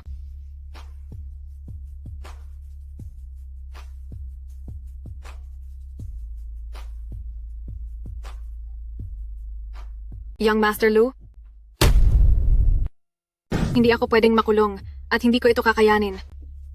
Para sa isang masamang babaeng tulad mo, na hinahayaan ka pa ring mabuhay, ay dahil na ang aming batang amo ay napakamaawain na sa iyo. Mga tauhan, dalhin siya paalis. Ang lugar na ito ay ang ospital sa ilalim ng Pamilya Lu. Narito ang mama mo. Makukuha niya ang pinakamagandang gamutan, kaya huwag kang mag-alala Dahil sa sinabi mo, ay alam ko na, na magiging maayos na siya. ngayong araw na ito, ay salamat sa iyo. Kung wala ka siguro, ay hindi ko alam ang gagawin ko. Hindi ba't sinabi ko na sa iyo? Ano man ang mangyari, ay ipaalam mo agad sa akin. Nagpunta ka mag-isa kay Zhao Xinyi? Alam mo ba kung gaano iyon kadelikado? Paano na lang kung... Alam ko na po. Nataranta lang talaga ako ngayong araw at hindi ako nakapag-isip ng maayos. Pasensya na. Hindi mo kailangang humingi ng paumanhin at hindi mo rin kailangang sisihin ang sarili mo. Ang kailangan mo lang lagi na tandaan na ang kaligtasan mo ang pinakamahalaga sa lahat. Opo, naiintindihan ko. Bakit ka tumatawa? Matapos pagsabihan, bakit tila ang saya mo pang tumawa? Kanina. Nag-aalala ka ba sa akin? Ikaw ang misis ko. Na mag-alala ako sa sarili kong misis, ay wala namang problema doon, di ba? Wala naman po, walang problema. Opo. Salamat, husband. Anong tinawag mo sa akin? Ha? Wala akong sinabi. Wala akong sinasabi kahit ano. Sige, tara na po.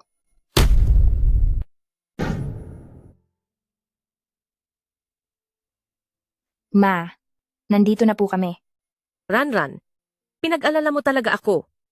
Paano bang nangyari na kinuha ka ng masamang tao? Sir, ma'am, kanina lang po, ang matandang madama po dahil sa nangyaring iyon, ay biglang nahimatay. Ano? Ma, bakit po kayo nahimatay? Ayos lang po ba kayo? May nararamdaman po ba kayong masama? Hay naku, bakit kailangan pang sabihin sa bata iyan? Ay, hindi, ayos lang ang mama. Basta ayos ka lang, kampante na ako. Kumusta na ang balae ko? Ang mama ko po ay... Tungkol sa mama ni Ranran. Naayos ko na ang lahat. May 24 na oras na bantay siya. Nagtanong din ako sa doktor. At ang totoo ay, hindi naman ganoon kalala ang kondisyon niya. Sadyang, si Pamilya Zhao lang, ay hindi siya inalagaang mabuti noon. Pagkatapos ng tamang gamutan, gagaan din ang pakiramdam niya. Mabuti naman. Mabuti kung ganoon. Isang araw ay bibisitahin ko rin siya. Ran, siguradong natakot ka rin. Ipinagluto kita ng soup na may ribs. Gusto mo ba iyon? Basta luto niyo po, ma. Gustong-gusto ko po. Sige, pupunta na ang mama doon.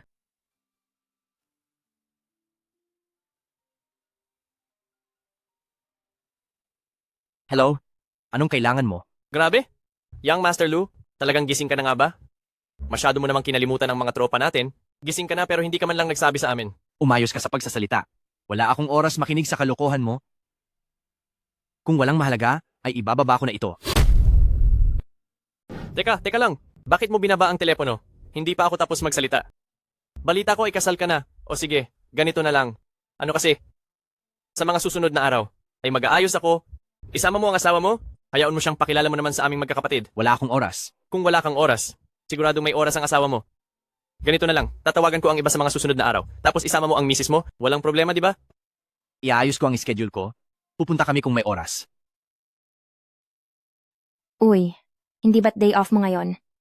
Lalabas ka ba para sa isang proyekto? May pagtitipon akong pupuntahan, sumama ka sa akin. Sasama ako sa iyo? Ayaw kong nahuhuli. Tara na. Hindi ba kailangang magpalit muna ako ng damit? Hindi na? Maganda na ang ayos mo. Bakit wala pa rito si Brother Lou? O baka naman, may biglang asikasong naging dahilan ng pagkaantala? Hala, hindi naman siguro... Hindi ba bibigyan ng importansya ng isang prinsipe ang ganitong bagay? 3 taon siyang nakaratay. Hindi niya siguro nalimutan pati kaarawan ko? Gusto mo bang tawagan siya at magtanong? Ganito ang suot ko sa pagharap sa mga kaibigan mo. Parang hindi yata magandang tingnan. Ayos lang. Mga kaibigan ko naman sila. Kahit ano, ang gusto mong isuot. Eh kung sa susunod, na may bonding kaming magkakaibigan, pwede ba kitang yayain? Siyempre naman, kahit kailan mo gusto. Ay nako, hindi naman siguro tayo hihindian ng mayaman na batang ito? Sinong nagsabi na hihindian ko kayo? Oh, Uy, ang aking Kuya Lu. Sa wakas ay dumating ka rin. 3 taon, pinatulo mo talaga ang mga luha ko. Sabi ko lang, magising ka. Dapat sinabihan mo man lang kaming mga kaibigan mo. Napakawalang puso mo naman. ay tama na yan, tama na. Tiangki, ano bang mga pinagsasabi mo? Uy, Brother Lou, ito ba si sister-in-law? Opo. Kumusta po kayo? Ako nga pala si Yeran Ran. Ah, kumusta sister-in-law?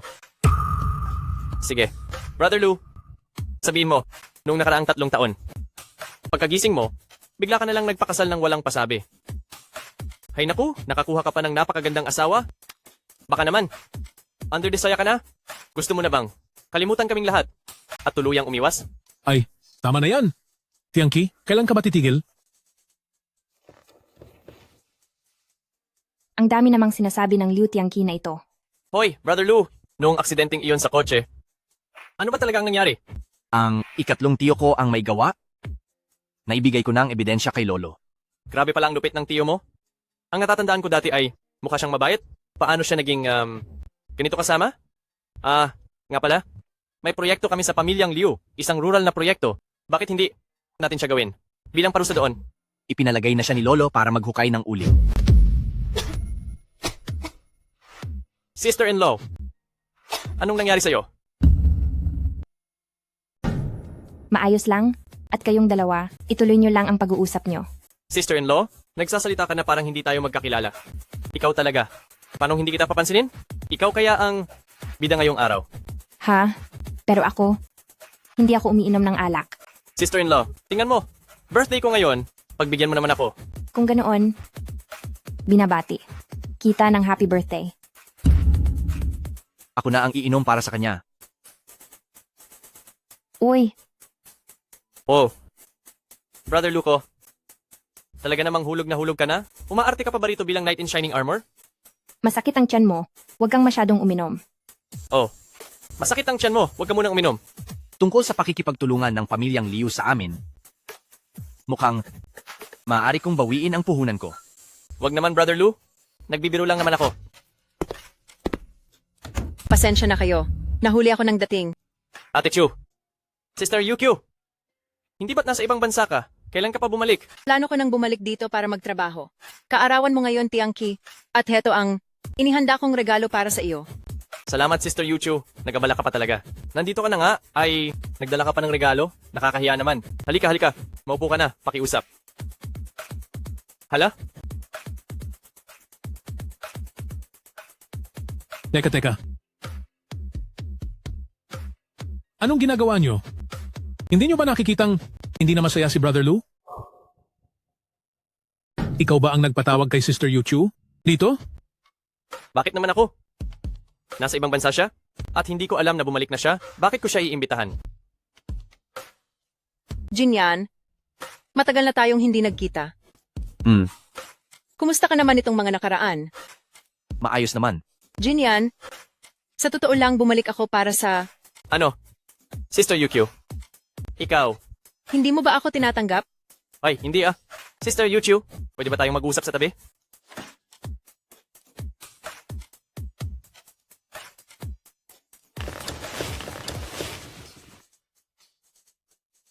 Jinyan, 3 taon na tayong hindi nagkikita. Hindi ba tayo pwedeng mag-usap na parang magkaibigan? O baka naman, iniisip mo pa rin ako? Ngayong bumalik na ako, magsimula tayong muli. Kaya pala, siya pala ang dating kasintahan ni Lu Jinyan. At sino ito? Hello, magpapakilala lang ako. Ako ang asawa ni Lu Jinyan. Ang pangalan ko ay Yeranran. Asawa? Imposible. Wala akong nabalitaan na may asawa na si Jinyan. Si Ranran?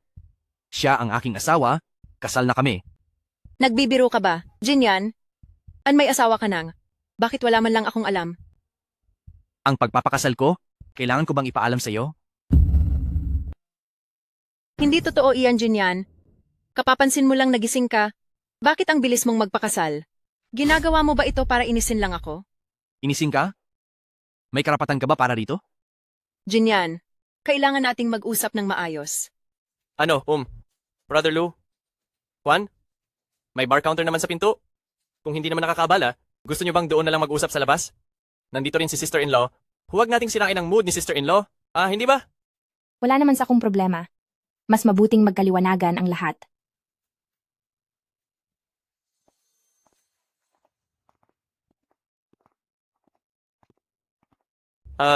Sister-in-law? Siya ang dating kasintahan niya. Alam mo ba ito? Siya, hindi niya nabanggit sa akin ang tungkol dito.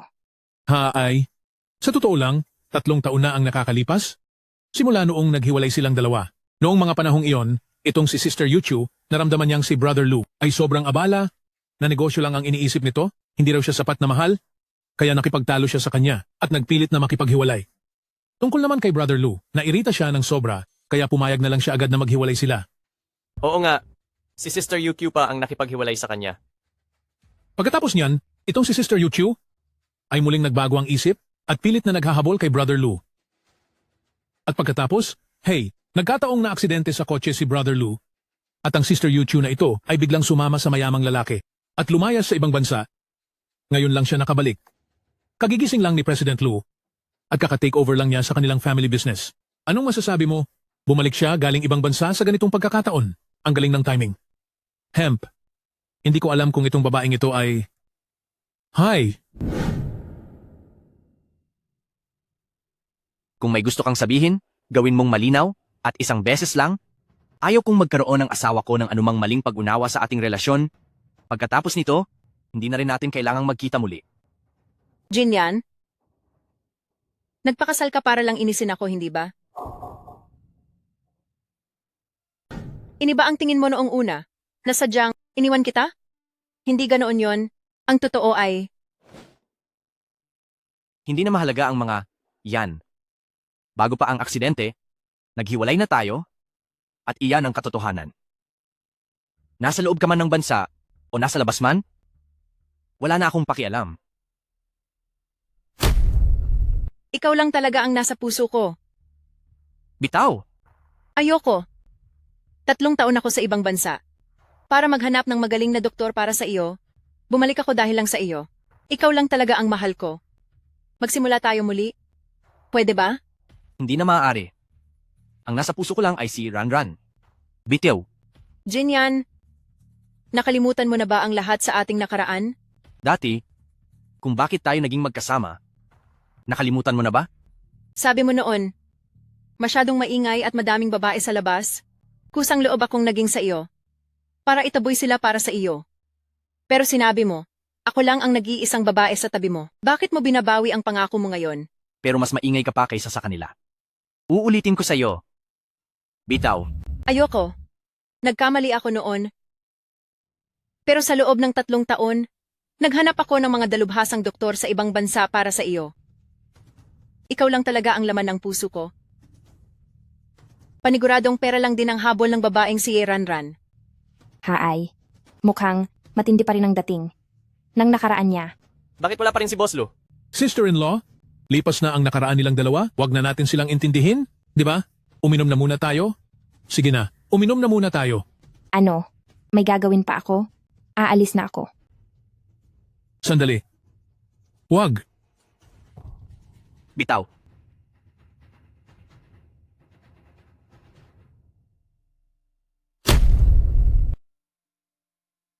Jinyan, isang kamalasan para sa akin ang pakikipaghiwalay sa iyo. Anong pakialam ko doon? Ang makipaghiwalay ka sa akin? Ang pinakamagandang bagay na nangyari sa akin. Naging malinaw na ang sinabi ko. Kilala mo kung anong klasing tao ako? Huwag mong susubukan ang pasensya ko. Nasaan si Ranran? Hindi, kaibigan. Sa totoo lang, bakit kailangan mong pagsabayin ng dalawa? Pwede bang maging tapat ka naman? Tumahimik ka na lang kaya? Anong ibig mong sabihin? Sinong nagsasabay ng dalawa? Hindi naman ganoon, Brother Lou. Kasasabi lang ni Mrs. na may kailangan muna siyang asikasuhin. Dapat pumunta ka na doon para ipaliwanag ang lahat. Para hindi talaga siya magtampo sa iyo.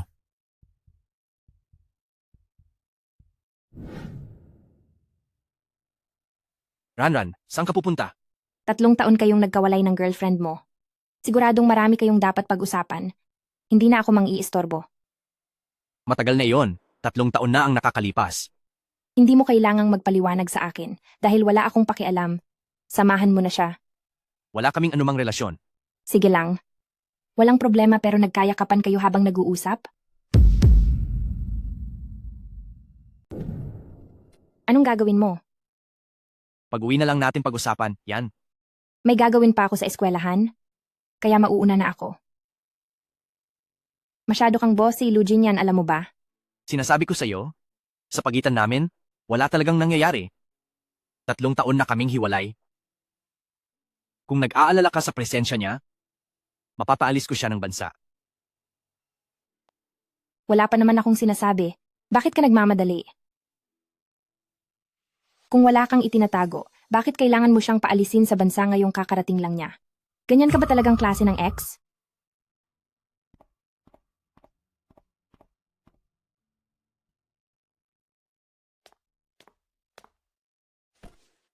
Ay nako, gabing-gabi na? Bakit wala pa rito si Ranran? Hindi ba't magkasama kayong lumabas? Ang sabi niya po, may gagawin pa siya sa eskwelahan. Kahit pa may schoolwork siya, Hindi naman pwedeng gabing-gabi na ay wala pa siya. Bilisan mo, tawagan mo siya, at sunduin mo. Nag-away ba kayong dalawa? Ano bang nangyayari? May ginawa ka bang masama kay Ranran? Sinasabi ko sa iyo, kapag ginawa mo iyon, parurusahan talaga kita. Bakit kaya ako tinatawagan ni UQ?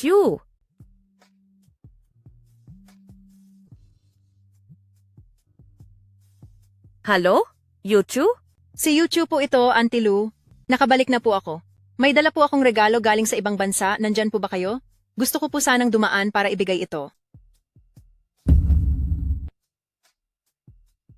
UQ, wala si tita sa bahay. Nasa ibang bansa ako para magbakasyon. Huwag mo na kaming alalahanin tungkol sa mga regalo.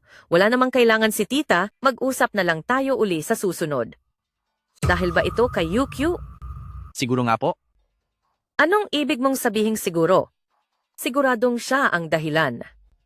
Sasabihin ko sa iyo, hindi ko gusto ang babaeng si Yuchu. Kapag dahil kay Yuchu ay naging hindi masaya si Ranran, ang mga ari-arian ni Pamilya Lu ay hinding-hindi mo makukuha kahit $1. Bakit hindi ka pa pumupunta sa school para hanapin si Ranran? Napakawalang modo mong anak.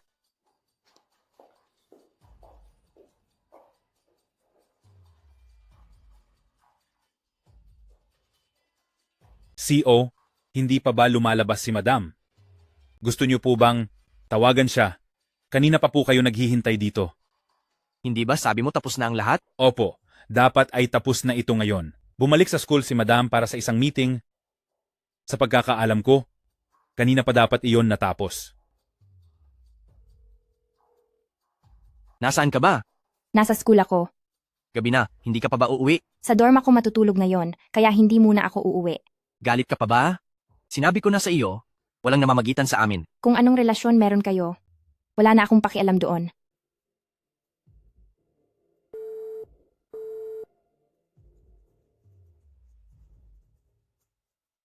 CO, hindi na po ba tayo maghihintay? Ipaandar mo na ang sasakyan, uuwi na tayo. Lu Jinyan, ang sama-sama mo talaga.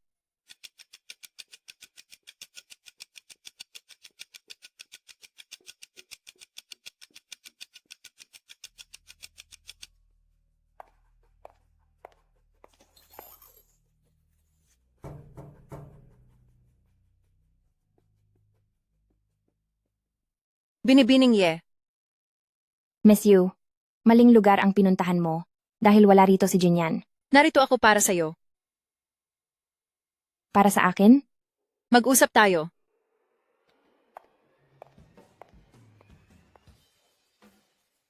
Binibining Ye. Nasabi na ba sa iyo ni Jinyan na estudyante rin siya ng Jinghai University? Si Lu Jinyan ay estudyante rin ng Jinghai University? Pero bakit hindi niya iyon nabanggit sa akin kailanman? Binibining Ye. Sasabihin ko sa iyo ang totoo. Magkaklase kami ni Jinyan sa universidad. Pareho kami ng kursong kinuha. At nasa iisang klase rin kami.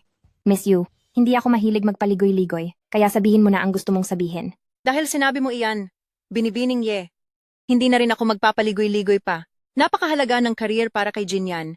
Habang ikaw naman ay isang estudyante pa lang, at narinig ko pa na ang mama mo ay isa lang katulong. At ano naman ngayon?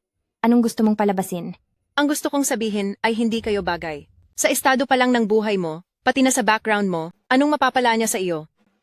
Kung ano man ang kaya kong ibigay sa kanya, ay wala nang dapat pang pakialam ang isang katulad mong ex-girlfriend. Miss Yu, nakaraan na kayo ni Jinyan. Hindi ba itinuro ng mama mo sa'yo na huwag basta-bastang makikialam sa relasyon ng iba? Ikaw. Pagkatapos ng lahat, ang pagiging kabit na naninira ng pamilya ay isang napakakahiyahiyang gawain. Natatakot akong sabihin na si Binibining Ye ang totoong naninira sa kaligayahan ng iba. Kasado na ang kasal namin ni Jinyan. Alam ng tunay na kabit kung sino siya sa sarili niya. May 5 milyong dolyar sa loob ng card na ito. 5 milyon? Malaking halaga ang 5 milyong dolyar. Pero sa tingin mo ba ay may pakialam ako riyan? Ang perang ibinigay sa akin ng nanay ni Jinyan ay humigit na sa ilang 10 milyong dolyar. Akala mo ba mapapaalis mo na ako ng ganoon lang? Ano ang tingin mo sa akin? Ye Ranran. Marami na akong nakilalang babaeng katulad mo. Oo, marami ka na ngang nakilala. Pero ang totoo, si Jinyan ay gusto ang katulad ko. Ano ngayon? Nakakainis ba? Sige, totoong may marriage certificate na kayo? Pero nagkaroon na ba kayo ng seremonya ng kasal? Ano naman ang pakialam mo? Kita mo na, ako ang mahal niya. Binilhan niya ako ng singsing at nag-propose sa akin. Nagpakasal lang siya sa iyo sa papel. Dahil lang sa isang silakbo ng galit, babalik at babalik din siya sa akin. Bakit naman ako maniniwala sa iyo? Kung hindi ako nagkakamali, dapat ay may music room sa parteng iyon. Doon paboritong pakinggan ni Jinyan ang pagtugtog ko ng piano, at doon din nagsimula ang lahat sa amin. Doon?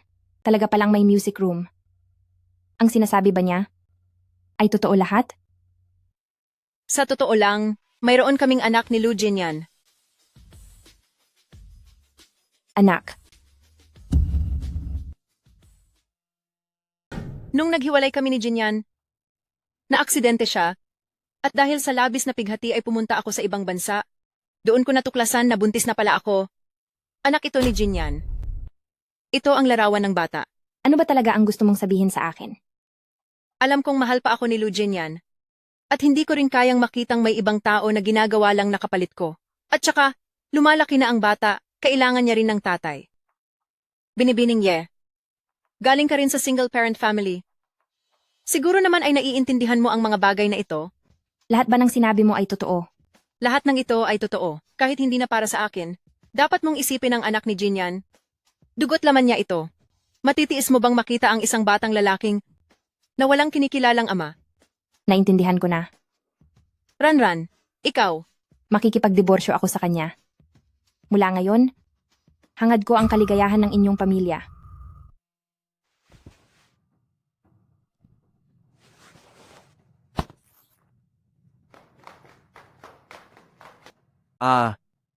Anong ginagawa mo? Saan ka pupunta? Ang divorce papers na inihanda mo noon, pinirmahan ko na. Iniwan ko na sa lamesa sa study room mo. Nitong mga nakaraang araw, salamat sa lahat. Yung utang para sa pampaospital ng mama ko, gagawa ako ng paraan para mabayaran ka. Sandali lang. Ranran, ano ba talagang nangyayari? Kailangan mo itong ipaliwanag sa akin. Lu Jinyan, maghiwalay na tayo. Mag-divorce na tayo. Bakit? Ayoko nang maging kabit na sumisira sa relasyon ng iba. Kung kailangan, maaari mo itong sabihin ng direkta sa akin para makapanatili ang dangal ko sa pag-alis. Kabit? Saan naman nanggaling ang kabit na iyan? Maliban sa iyo, wala na akong iba. Kung mahal mo pa siya, hindi mo kailangang gamitin ako para saktan ang loob niya. Ngayong ayos na ang lahat at bumalik na siya, panahon na rin para umalis ako. Sinabi ko na, hindi iyan ang iniisip mo. May anak na siya sa iyo. Ano pa ba ang gusto mong gawin ko? Gusto mo bang maging dahilan ako para ang isang bata ay lumaki ng walang ama? Anak? Ano bang pinagsasabi mo? Hindi mo pa pala alam. Congratulations. Isa ka ng ama. Sekretaryo Feng, tulungan mo akong imbestigahan ang kalagayan ni Yu Chu. CEO, balak ko na po sanang sabihin sa inyo ang impormasyon tungkol kay Yukio at ang tungkol sa bata na imbestigahan ko na po ang lahat, ihahatid ko na po ang mga detalye sa inyo. Dalhin mo na dito sa akin ngayon din. Opo, sir. Ranran, tinanong ko na si Sekretaryo Feng. Bibigyan kita ng paliwanag tungkol dito? Hindi ko kailangan ng paliwanag. Alagaan mo na lang ng mabuti ang anak mo. Ranran, parang ikaw ay, ang magbabakasyon ba kayo ni Jinyan? Ma, mukhang hindi na. Maaaring magsama pa kami ni Jinyan. Sa mga panahong lumipas, salamat po sa lahat at paumanhin sa abala. Hala, anong nangyayari rito? Ma, wag na po kayong mag-alala. Ang bagay na ito, kaya ko na po itong ayusin. Bilis! Habulin mo siya! Kapag hindi mo siya naibalik, wag ka na ring bumalik dito.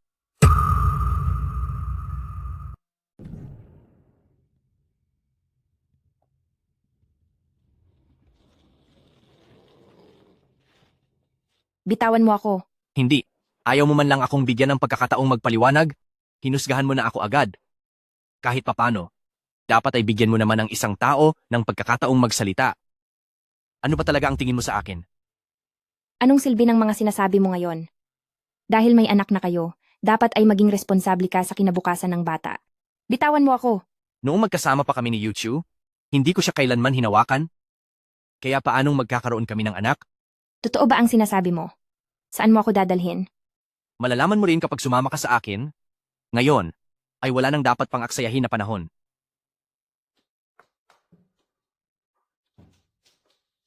Jinyan, hinanap niyo po ako? Miss Yu, heto po ang dokumento. Pakitingnan po.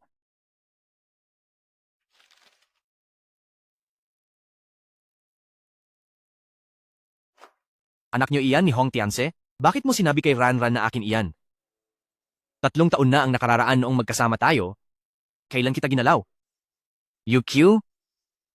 Hindi ko inakala na isa kang napakasamang babae. Jinyan, napakatagal na nating magkasama. Paano mo nasasabi sa akin ang mga bagay na ito? Sabihin mo ang totoo. May nangyari ba talaga sa atin? Sagutin mo ang tanong ko. Kung tatanggi kang sumagot, Wala akong pakialam na ang ginawa mong pandaraya sa Music Academy noon ay ibunyag sa lahat. Hindi totoo. Pero noon pa man ay gusto ko nang magkaroon tayo ng anak. Kaya lang ayaw mo talaga akong hawakan. Jinyan, alam kong nagkamali ako. Nagkamali talaga ako. Mapapatawad mo ba ako? Dahil sa isa kang magulang, sa pagkakataong ito ay palalampasin ko na muna ito. Magpakabait ka na mula ngayon at huwag mo nang gambalain ang buhay namin ni Ranran. Sekretaryo Feng, paalisin mo na siya dito. Opo. Jinyan, nagkamali talaga ako. Bigyan mo pa ako ng isa pang pagkakataon. Umalis ka na. Ayoko nang makita pa ang mukha mo. Jinyan? Jinyan?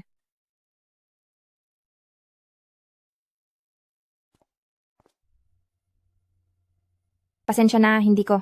Dapat pinag-isipan ka ng masama.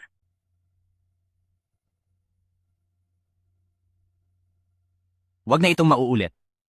Sige. Pero noong pagkakataong iyon, bakit hindi mo ako pinigilang umalis?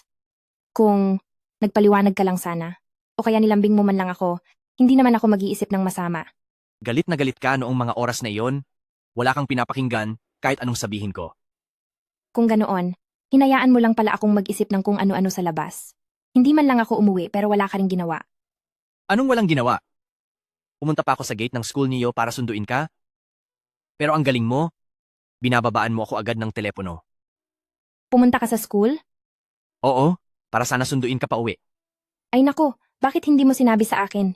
Kung sinabi mo sana agad, hindi ko sana nagawa ang... Ranran, ikaw lang ang nag-iisa sa puso ko. Hindi lang dahil kasal na tayo, kundi dahil mahal talaga kita. Bukod sa iyo, wala na akong ibang babaeng gusto. Magtiwala ka lang sa akin. Ano? Sinabi rin ni Yuchu na wala raw akong silbi sa iyo. Ranran, huwag mong kalimutan na ikaw ay babae ni Lu Jinyan. Hindi ko kailangang may gawin ka. Basta gusto lang kita. At saka, sabi rin ni Yukio na napaka-busy mo raw at hindi mo raw gusto ang mga istorbo. Noon, talagang busy ako. Pero ngayon, may asawa na ako. Kahit gaano pa ako kabisi, hindi naman hahantong sa puntong wala na akong oras para samahan ng aking asawa, di ba? At isa pa, ang tungkol sa asawa ko ay hindi kailanman naging istorbo. Huwag ka nang makinig sa sasabihin ni Yukio, basta alam mo kung ano ang ibig kong sabihin. Oo nga pala. Isang napaka-busy na tao gaya mo, na ang CEO ng Lu Group ay may oras pa na sunduin ako sa paaralan, siguradong ginusto mo iyon. Siyempre ginusto ko iyon. Sinundo lang kita ng isang beses. Naantig na agad ang puso mo. Hindi rin naman. Hindi kaya. Dahil gusto mong sinusundo kita. Simula ngayon, susunduin na kita araw-araw. Okay ba? Araw-araw? Oo. Bakit? Ayaw mo ba? Pero, masyadong abala para sa iyo iyan. Sabi ko naman sa iyo, hindi abala ang anuman tungkol sa asawa ko. Nasa bahay si Mama, naghihintay na siyang makauwi tayo. Uwi na tayo, okay? Sige. Sige po. Hay nako. Sa wakas, nakabalik na rin kayo. Ma. Ranran, maayos ka na ba? Itong pasaway na si Jinyan, nagpaliwanag na ba siya ng maayos sa iyo? Ma, sa pagkakataong ito, ako po ang nagkamali ng bintang kay Jinyan. Anong ibig mong sabihing nagkamali ng bintang? Masyadong hindi marunong magsalita itong batang ito, hindi niya na ipapaliwanag ng maayos, kaya hindi kita masisisi. Opo.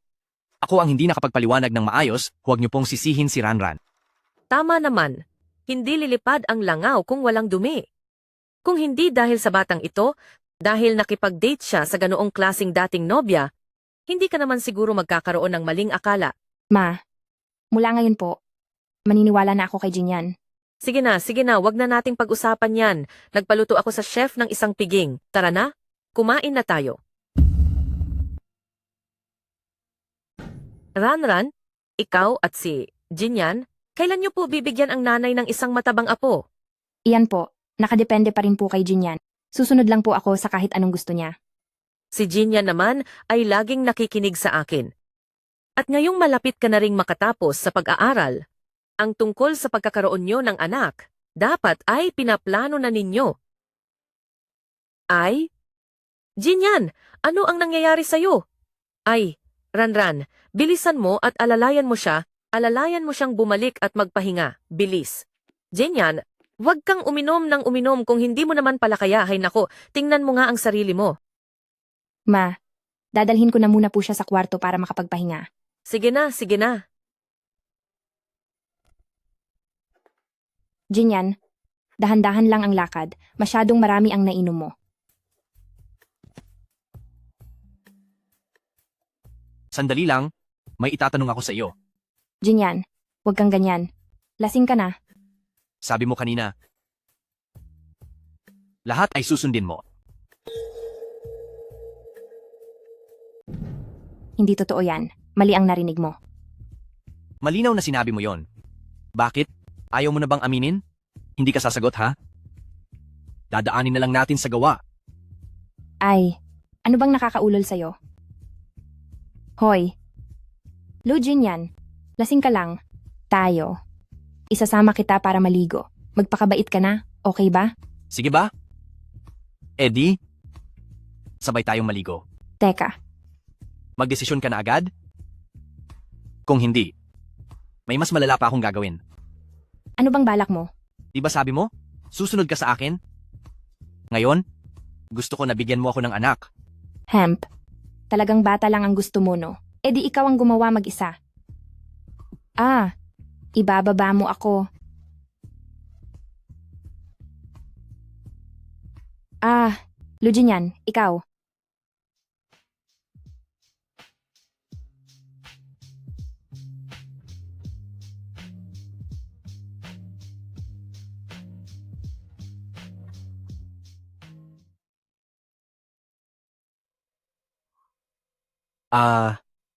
Ran.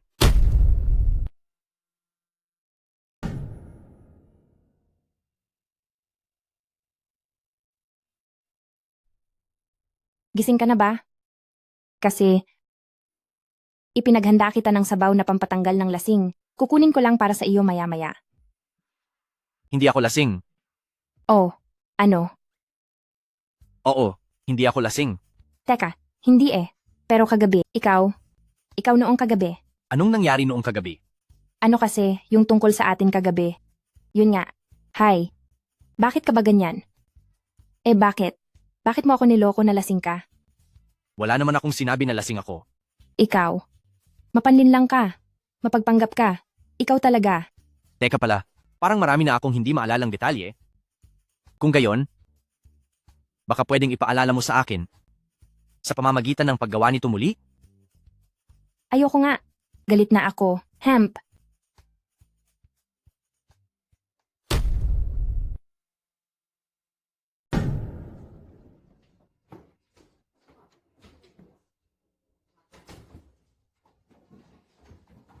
Hello, Jinyan. May isa pa akong klase. Alam ko, tumawag ako para sabihin sa iyo ang isang magandang balita. Anong magandang balita? Gising na ang mama mo? Ano? Pupunta na ako riyan ngayon din. Huwag kang magmadali, susunduin kita. Hintayin mo ako saglit, darating na ako agad. Sige. Maghihintay ako sa harap ng gate ng school. Ma, sa wakas gising ka na. Ran, bakit ka umiiyak? Ma, sobrang nag-alala ako sa inyo. Huwag ka nang mag-alala, hindi ba't gising na ako? Mabait na Ran, tumigil ka na sa pag-iyak. Napakalaki mo na, pero iyakin ka pa rin. Sige po, hindi na ako iiyak. Basta maging maayos lang ang kalagayan nyo. Sino naman siya?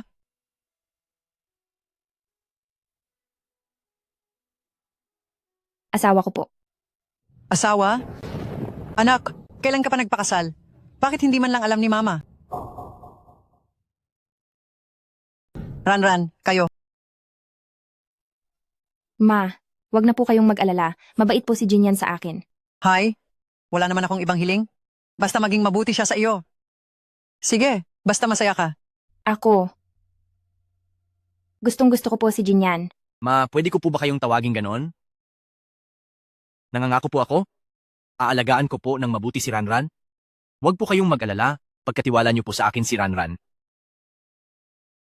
Dahil pamilya na tayo, wala nang kailangang ilihim pa. Pagdating naman sa inyong mga kabataan, hindi na ako makikialam. Ako, tiwala ako kay Ranran. Ma, ang bait niyo po talaga. Ma, magpahinga po muna kayo rito para bumuti ang inyong pakiramdam. Kapag sinabi na ng doktor na pwede na kayong lumabas, susunduin po namin kayo para iuwi sa bahay para makasama na namin kayo. Makakasama? Pero, hindi ba parang hindi ito tama? Paano naman ang tungkol kay Pamilya Zhao? Ma, hindi nyo na po kailanman. Kailangang magtrabaho pa para kay Pamilya Zhao. Hindi na kailangan? Bakit naman? Paano naman ang pamilya natin? Ma, ang tungkol sa bagay na ito, medyo komplikado po. Kapag maayos na po ang inyong katawan, saka ko po ipapaliwanag sa inyo ng buo, okay po ba? Isa pa po, malapit na rin akong magtapos sa pag-aaral, kaya huwag na po kayong mag-alala sa pera. At saka, nandito naman po si Jinyan, di ba? Opo, ma. Huwag na po kayong mag-alala. Nandito naman po ako.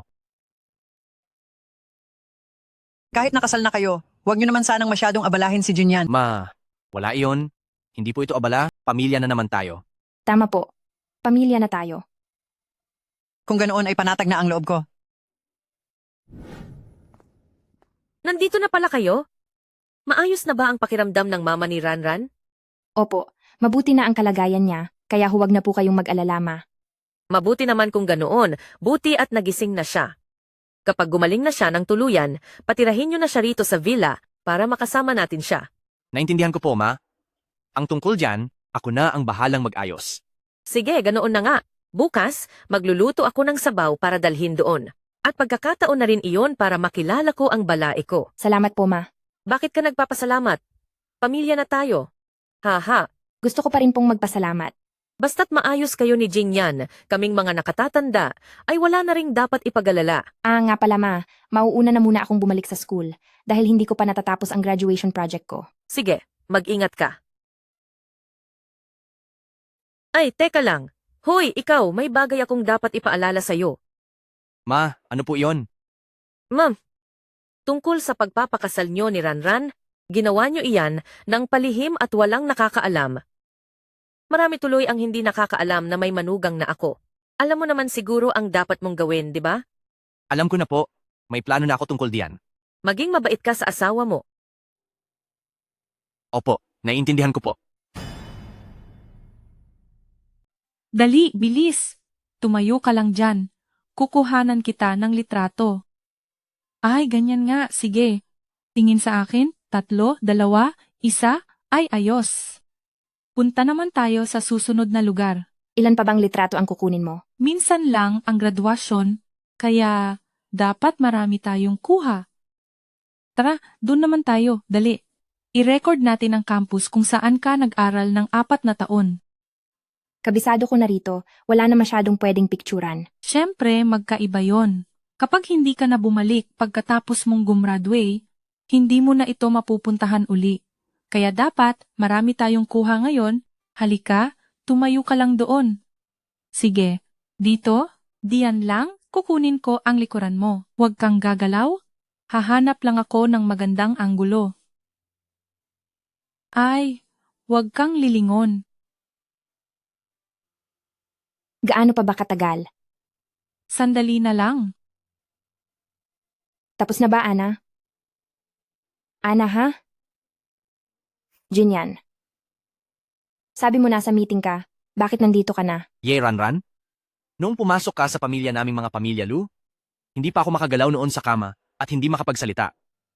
Marami na tayong pinagdaanan mula noon at may isang tanong ako na hindi ko pa kailanman nagawang itanong sa iyo.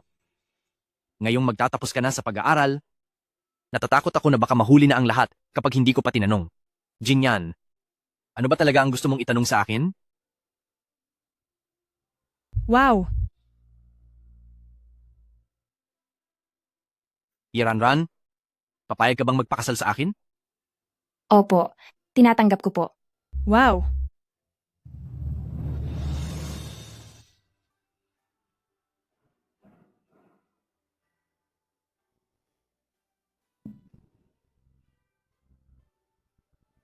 Yehey!